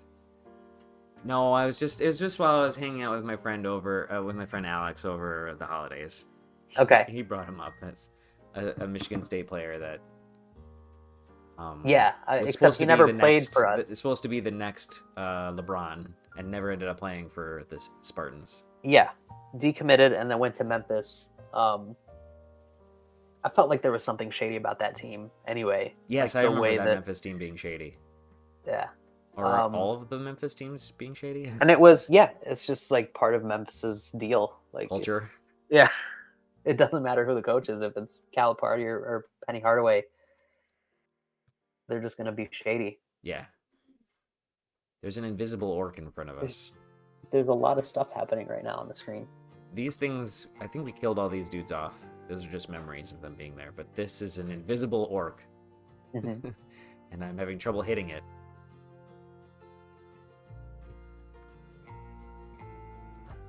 I don't think I should even be Well, trying. how do you attack an invisible orc? Oh, I just did. I walked back towards it, and I hit it. Oh, It says my weapon. It says I puncture something. was it the 3-pronged spear? Yep. Was it Fred Flintstone's curse Fred that did it? Flintstone's curse got him. Hell yeah. Yeah, we're doing great. Actually, pretty strong. We might want to do more just fighting because I think our trident might be even better than our earth skills. All right. Who knew? We barely talked about Isaiah Stewart. Mhm. I love when he gets passionate. I actually like him getting fiery, and it goes well with this team if he can be a part of doing that. But he just, it is a little chaotic when he gets fiery. I guess that's always the case. Yeah. It's not like a source of intense focus for him like it was with Rashid. Right. Like you wanted to make Rashid a little bit mad so he would just like play angry and focus a little bit, but Is it more like Draymond? I was really excited that for Draymond to choose the Pistons in his free agency. I'm glad he didn't now that he's officially been deemed the crazy person. yeah, he's I think he's kind of crossed over from being the like kind of like basketball savant that's like a little unpredictable to now his skill set deteriorating a little bit, and now he's just a problem. Yeah, that's an expensive contract that Golden State has there in their hands. Yeah. Yeah, I thought that was a cheap contract when he got it. I was like, Pistons could have paid that. I thought he was going to go to Portland too, and I was like, Portland could pay that. Yeah, there were some interesting rumors, but I think it made sense for him to stick around, though they're under 500 now. Yeah, they're out of the playoffs right now. That's not great. He's a mess. He's not back yet though. Anyway, From Right? his indefinite suspension. Yeah. He's still indefinitely suspended. Yeah, let's see if there's any news on that.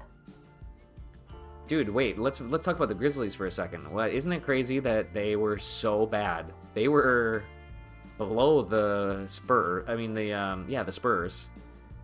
And then now Ja's back, and they're just like, nah, we're just gonna win all the time because Ja's here. It's a little different from last year where it didn't matter if Ja played or not. Yeah. Like they were still good. Steven Adams was there though. Yeah, and now they're just not. Right. They're just not. Like they need him desperately. Yeah. Oh, here's a fun little stat here. Like the Grizzlies are only 3-12 at home, yet 8-10 on the road. Like their home road splits are skewed way The wrong way. more in favor of being an away team. Wasn't that the Warriors last year was like that? Or was it the other way around? They were only good at home. I think that let me see. Was that the other way around? Yes, okay. I'm glad we made it here. This is worth it, Fabian. We made it to the temple. Okay, so Is this where Inside like this- is there like a boss level or anything? No, there's named characters that you run into all the time as like there's various mini bosses. Mhm. They're all over the place. Like Natasha the cat? Like Natasha and Is Egypt. she boss-ish? Yeah. There's just like lots and lots of mini bosses, no like one boss. Oh, there's a couple of real. No, they're still all mini bosses. There's one level that has a royal jelly in it, and that thing is almost like a boss, but they're all mini bosses. Even when you get to the bottom, it's just so many like high-powered bad guys. It's not like Zot is down there waiting for you to fight in the final battle. But this is the ecumenical temple, which is where a lot of the different gods hang out. So now we can choose from amongst almost all of them. Whoa. So now we're going to do some reading for a little while. Well, let me This think is- about which one I think would be cool that you might like. Let's look at Zin. I think this is a good god. Zin is the god of discipline. Followers must remain pure of body and soul. Refrain from dark magic and chaotic acts. Oh, that doesn't... Okay, they must also tithe a fraction of all gold gained, preferably following by donations of more. In exchange, worshippers may invoke Zin's wrath upon sinners and eventually gain various divine protections. Zin's followers can convert to Evilian or Shining One without losing piety. That's kind of irrelevant, but... So Zin does a bunch of protections and stuff for us if we give him money. Yeah.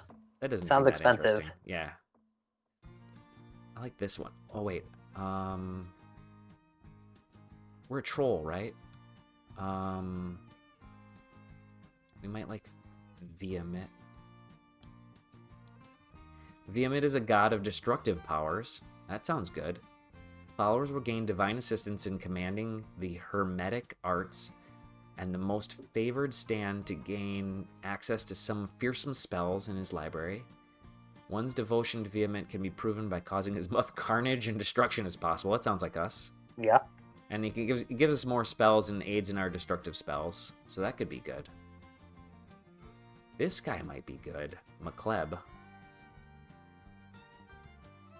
It's similar. McCleb the Destroyer is a fearsome deity of bloodshed and mortification of the flesh. Followers are expected to cleanse others by inflicting suffering and death upon them.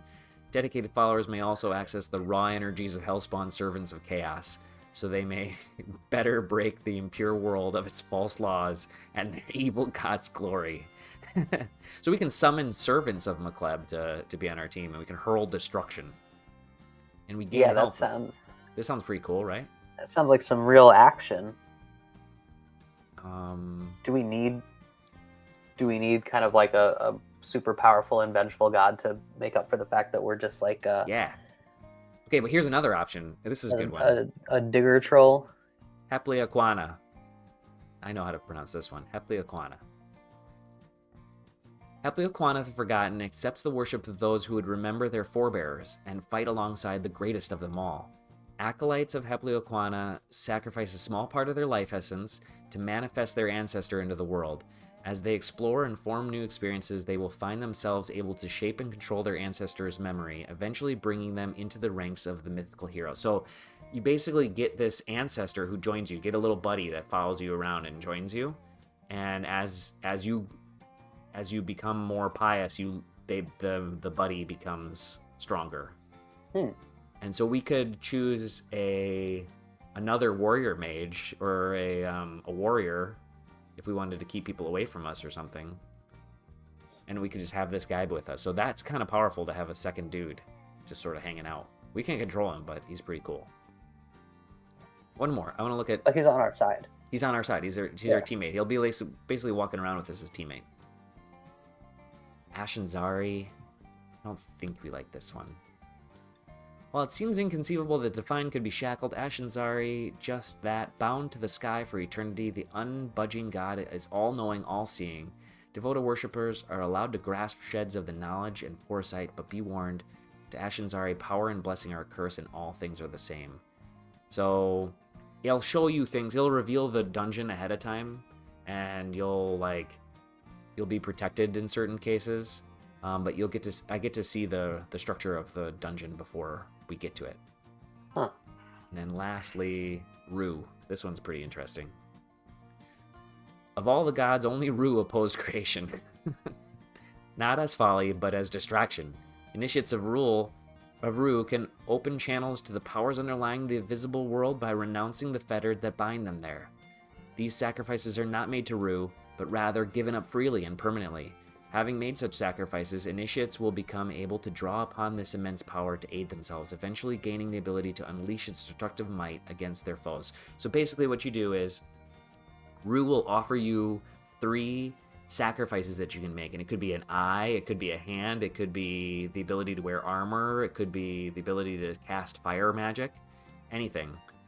And you choose one of them, and when you sacrifice that thing, you can't do it anymore, and then he gives you different powers in exchange that are pretty sweet. And eventually you become very, very powerful. So I think we should go with either Rue, which would be potentially very interesting, or McCleb, or Hepleoquana. McCleb is going to be more of like the, destructive, like, yeah. I'm going to, yeah. That's interesting. There's got to be something that we can sacrifice in order to be stronger elsewhere, right? That's what I'm saying. So there's already things we've kind of already sacrificed, so it's maybe we might have some good sacrifice stuff from Rue. All right, and seeing that this is premiere week for Drag Race, let's go with Rue. Okay, let's go with Rue. That's a good point. Also, RuPaul and I share a birthday. I don't know. Oh, lovely. Yeah. That's lovely. Your birthday's in February. My birthday's in November. November, just like mine. We're all, yeah. I'm gonna edit that part out. Of the November clan. Yeah, that's right. I thought it was February because all the rest of my family's in February, and I was like, it's right nearby something related to me, but it was me, not. It's you. Okay, so we're followers of Rue now. Rue welcomes us. So now we're gonna get out of here. Sweet. That was perfect. Perfect timing. We found Rue, and we've lived this long. Okay, let's do number 6 on our list. What time is it? 9:55. What a beautiful temple that was. It was very pretty, right? It was like, yeah. Just, it was very calming too. There were no bad guys in there, so that was nice. Like all those like emerald blocks. Yeah. I'm hopeful that we can play just long enough to have Rue offer us our first sacrifice, and then we can be done. But now I'm just walking around using this trident to kill things. And then you can pick this back up at any point, right? Yeah. If we die, we can't pick it back up. We have to start over. But if we can exit, we can come back whenever. Actually, we did that earlier. Okay. All right. Number so you 6. Want our 6th best player, our 6th or most important player. Marcus Sasser. Okay. I'm tempted to put Sasser at 5. But now that you've mentioned how Over young Stewart? Isaiah Stewart is, I can't do that anymore. I thought he was older, so now I'm going Stewart 5. Yeah. Sasser, give me some more stuff. He's shooting threes very well, and that's really important. Sasser's a little spark plug. Yeah, he shoots threes really well. He is, he's like, put the ball in my hands and I'm going to make something happen. He's great 6-man of the year material. Yeah, not so much like a pass first guard at all. He can be a pest on defense. Like, there's just stuff that I really like about him. I don't know why he hasn't been playing either. But I expect Monty to see him a little bit more. on playing like 12 guys, even on an 11-man roster. Yeah, there was a moment early in the season, even like we won a couple games, and then even early in the losing streak where there was still stuff to be kind of excited about. Yes. With how good Asar was looking. Absolutely. And how good Marcus Sasser was looking, where I was like, did we somehow draft 2 top 5 guys? Yeah, exactly. In this draft class, where like I thought that too. I don't know that I'm completely off of that. Like I'm off of that with Sasser at the moment because I think some other rookies have really developed. But I like Marcus Sasser. But now this is where the problem is. Like, we get down to that's like our 6th best or most valuable player. I haven't mentioned any of the, I haven't mentioned Boyan, even though Boyan is like, one of our 3 best players. Right. I don't see him as a valuable player because like he came back from injury and it didn't do anything. It Right. didn't move the needle at all. I could totally agree.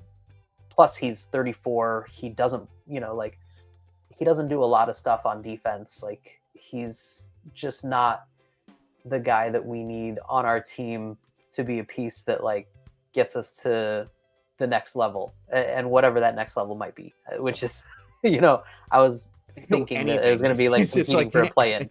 Yeah, exactly. I thought that's what we were going to be doing this year. Yeah.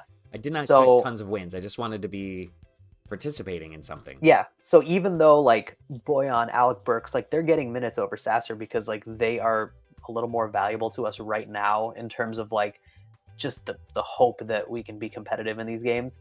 I don't see them as like as important as Marcus Sasser because I think that they're a little more replaceable.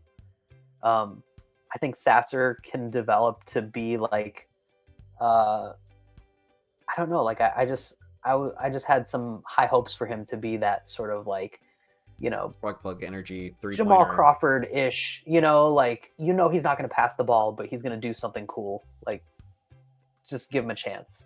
I like it. Yeah. So you get this deep into the roster. I mean, this is sort of like where I was, thinking that this would be a little bit of like a like a therapy session or event session or whatever, Yeah. like about this roster.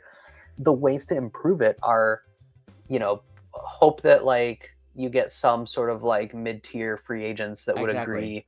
You may have to overpay a little bit, but that's okay because a lot of our guys are on rookie contracts right now. We've got, I don't know if we're like second or third in cap space, this summer. So there's a little bit of financial flexibility. But if we're gonna do it via trade, you can't just like get amazing players and not give up anything.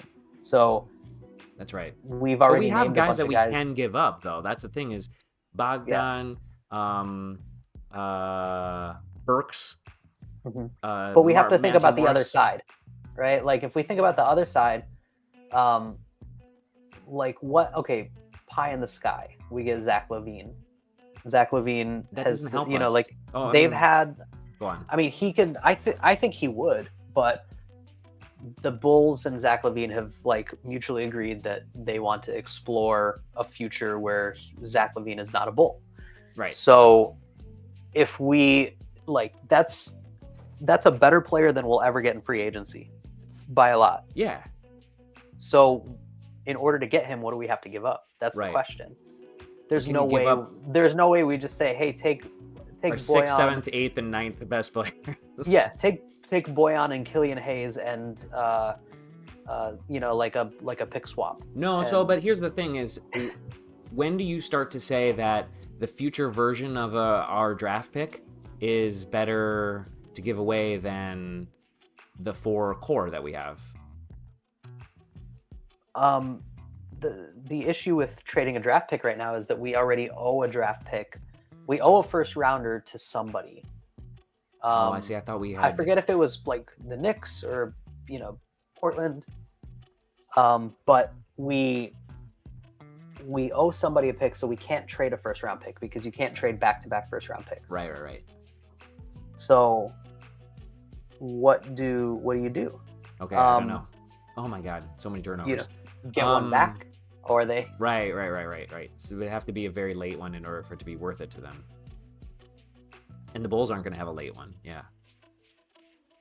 So I'm not sure that we're in the position. That's like where I was hoping that there would be some flexibility with this team. Like, okay, we're bad, but there's money to be It's the spent. cap space that's going to be. Yeah. Yeah. Maybe we'll get like a high draft pick. I mean, obviously, like we're in position right now to have the, like the best odds at a number 1 pick. Yeah. Though we were last year too, Yes, and we were. ended up at 5. This draft class is worse. That's the worst. Oh yeah, this draft class is the worst. Mhm. We should get some sort of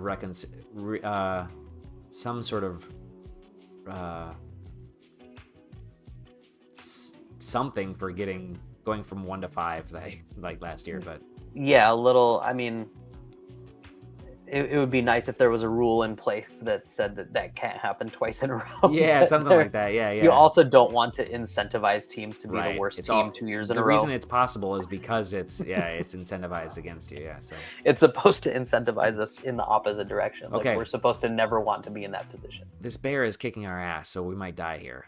Oh no, It's it's severely wounded, but it's also berserking. You can see this little berserk face next to it. You see this? It's really cool. It's got this angry face. oh my goodness. So it's hitting for more, but we're hitting it for more. But if we don't get it, we're gonna be done. But it's also almost time to be done anyway. It's 10 o'clock. I went to Alaska last year, and I was so afraid of See? doing going on a hike and running into a bear. It didn't happen. This is it. This is it. We yeah. run into a bear here, and it's gonna I kill know. us. This is like all You my didn't. fears So you didn't. coming to fruition. Thank goodness you didn't run into a bear. I didn't. We did There. run into like a family of moose. It was all the That's so there, cool. Yeah, two. It would have been had some woman that like came up from the other side, like not warned us and said, "Hey, you might not want to go in that direction. There's like a bunch of baby moose and we don't know where their mama is, and you don't want to get between them." So we're like, okay. Got to go a different direction. But like the bear thing, I remember going to I forget where I was, if it was like Homer or Seward, like one of those kind of like smaller towns. Like that was the beauty of being in Alaska, was not being in Anchorage, but being in like all these other little towns around it. And I remember going to a hardware store and buying bear spray, thinking like, "Oh, I'm gonna go on a hike. Like, I might as well." Like everyone says, have bear spray with you. And That's so cool. like when I went up, like the cashier is like this like big kind of burly dude, and like with no like hint of humor or irony in his voice whatsoever, he was like, "Be careful out there." He as must I'm get buying people bear buying spray. bear spray all the time. And I'm like, okay, now I'm actually afraid. Yeah, exactly. Because he was so serious. But I'm like, is he just fucking with me, or is he that serious about I bet about he's just. I bet it's just nothing to him because so many people have to buy bear spray. Uh-huh. And she's like, Yeah. be careful out there. No big deal. Same Well- shit, different day. Yeah. Well, this thing is a little unsettling because Yes, here we go. This is what would have happened to you. Except for we're gonna win.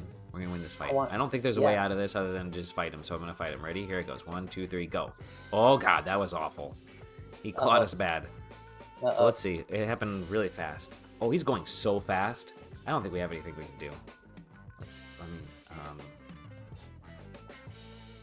Can we see his health? Not exactly. Oh no, we're out of Oh, magic. Sorry. We don't have any magic. I don't have any of my like potions identified, and I honestly think the best thing to do is hit him. Yeah. Well, I mean, I've been warned about this. Like in real life, you're supposed to like get big, get big, loud, right? And we're a troll. Get big, get loud. Yeah, it's really hard to get big when you're a troll. We didn't get the chance for Rue to come to our rescue. Yeah, fight with all your might. Fight with all our might. Okay, here we go. Yeah. Oh, we hit it. Wait, our weapon exudes an aura of protection. The black bear is almost dead. It claws us and does no damage. Yeah, where's our god to let us sacrifice something? Come on, Rue. Come to our defense. Here it comes. Here's the next shot. Oh my god, we're down to 2 health. This isn't looking good. This is not looking good. It's either us or him. Here we go. One more. 1, 2, 3. Ah, that's it. We died, Fabian. We died. Oh, no. The bear killed us. Well, Fred Flintstone the Digger. We put up more of a fight than the Pistons have this We season, sure did. so- We put up a good fight. Yeah. Oh my goodness. We really And tried. How did we go from up 8 to up 2 in like a blink of an eye going into the half? Yeah, it was a rough end of the half there. Not good. That is And frustrating. now they're interviewing Jay Ivey, and he looks pissed. So, like, what classic. happened? Third quarter is also just a complete disaster for this team. So, Yeah, that also doesn't make sense to me because like our first quarters are sometimes okay. yes, I agree. Often okay. Oh yeah. Okay, so I was able to finally pull it. I don't know why I couldn't see it before, but in that Houston game, they outscored us in the third quarter, 47-25. That's too many points. 47 in a 47, quarter. 47 in one quarter. That's like That's bonkers. on pace for like 190. Yeah. All right, well, that's our time for tonight, everybody. Fabian, say goodbye to the internet. Bye, internet. This Thanks was for- really thanks for fun, hanging Travis. out. Thanks for having me on your show. I definitely have some, like, if you start cycling through repeat guests. We have more I'd love to topics come now. back. Now that you know. I'd love to come back. Yeah, I'd love to have you back. All right, talk to you later. All right, bye.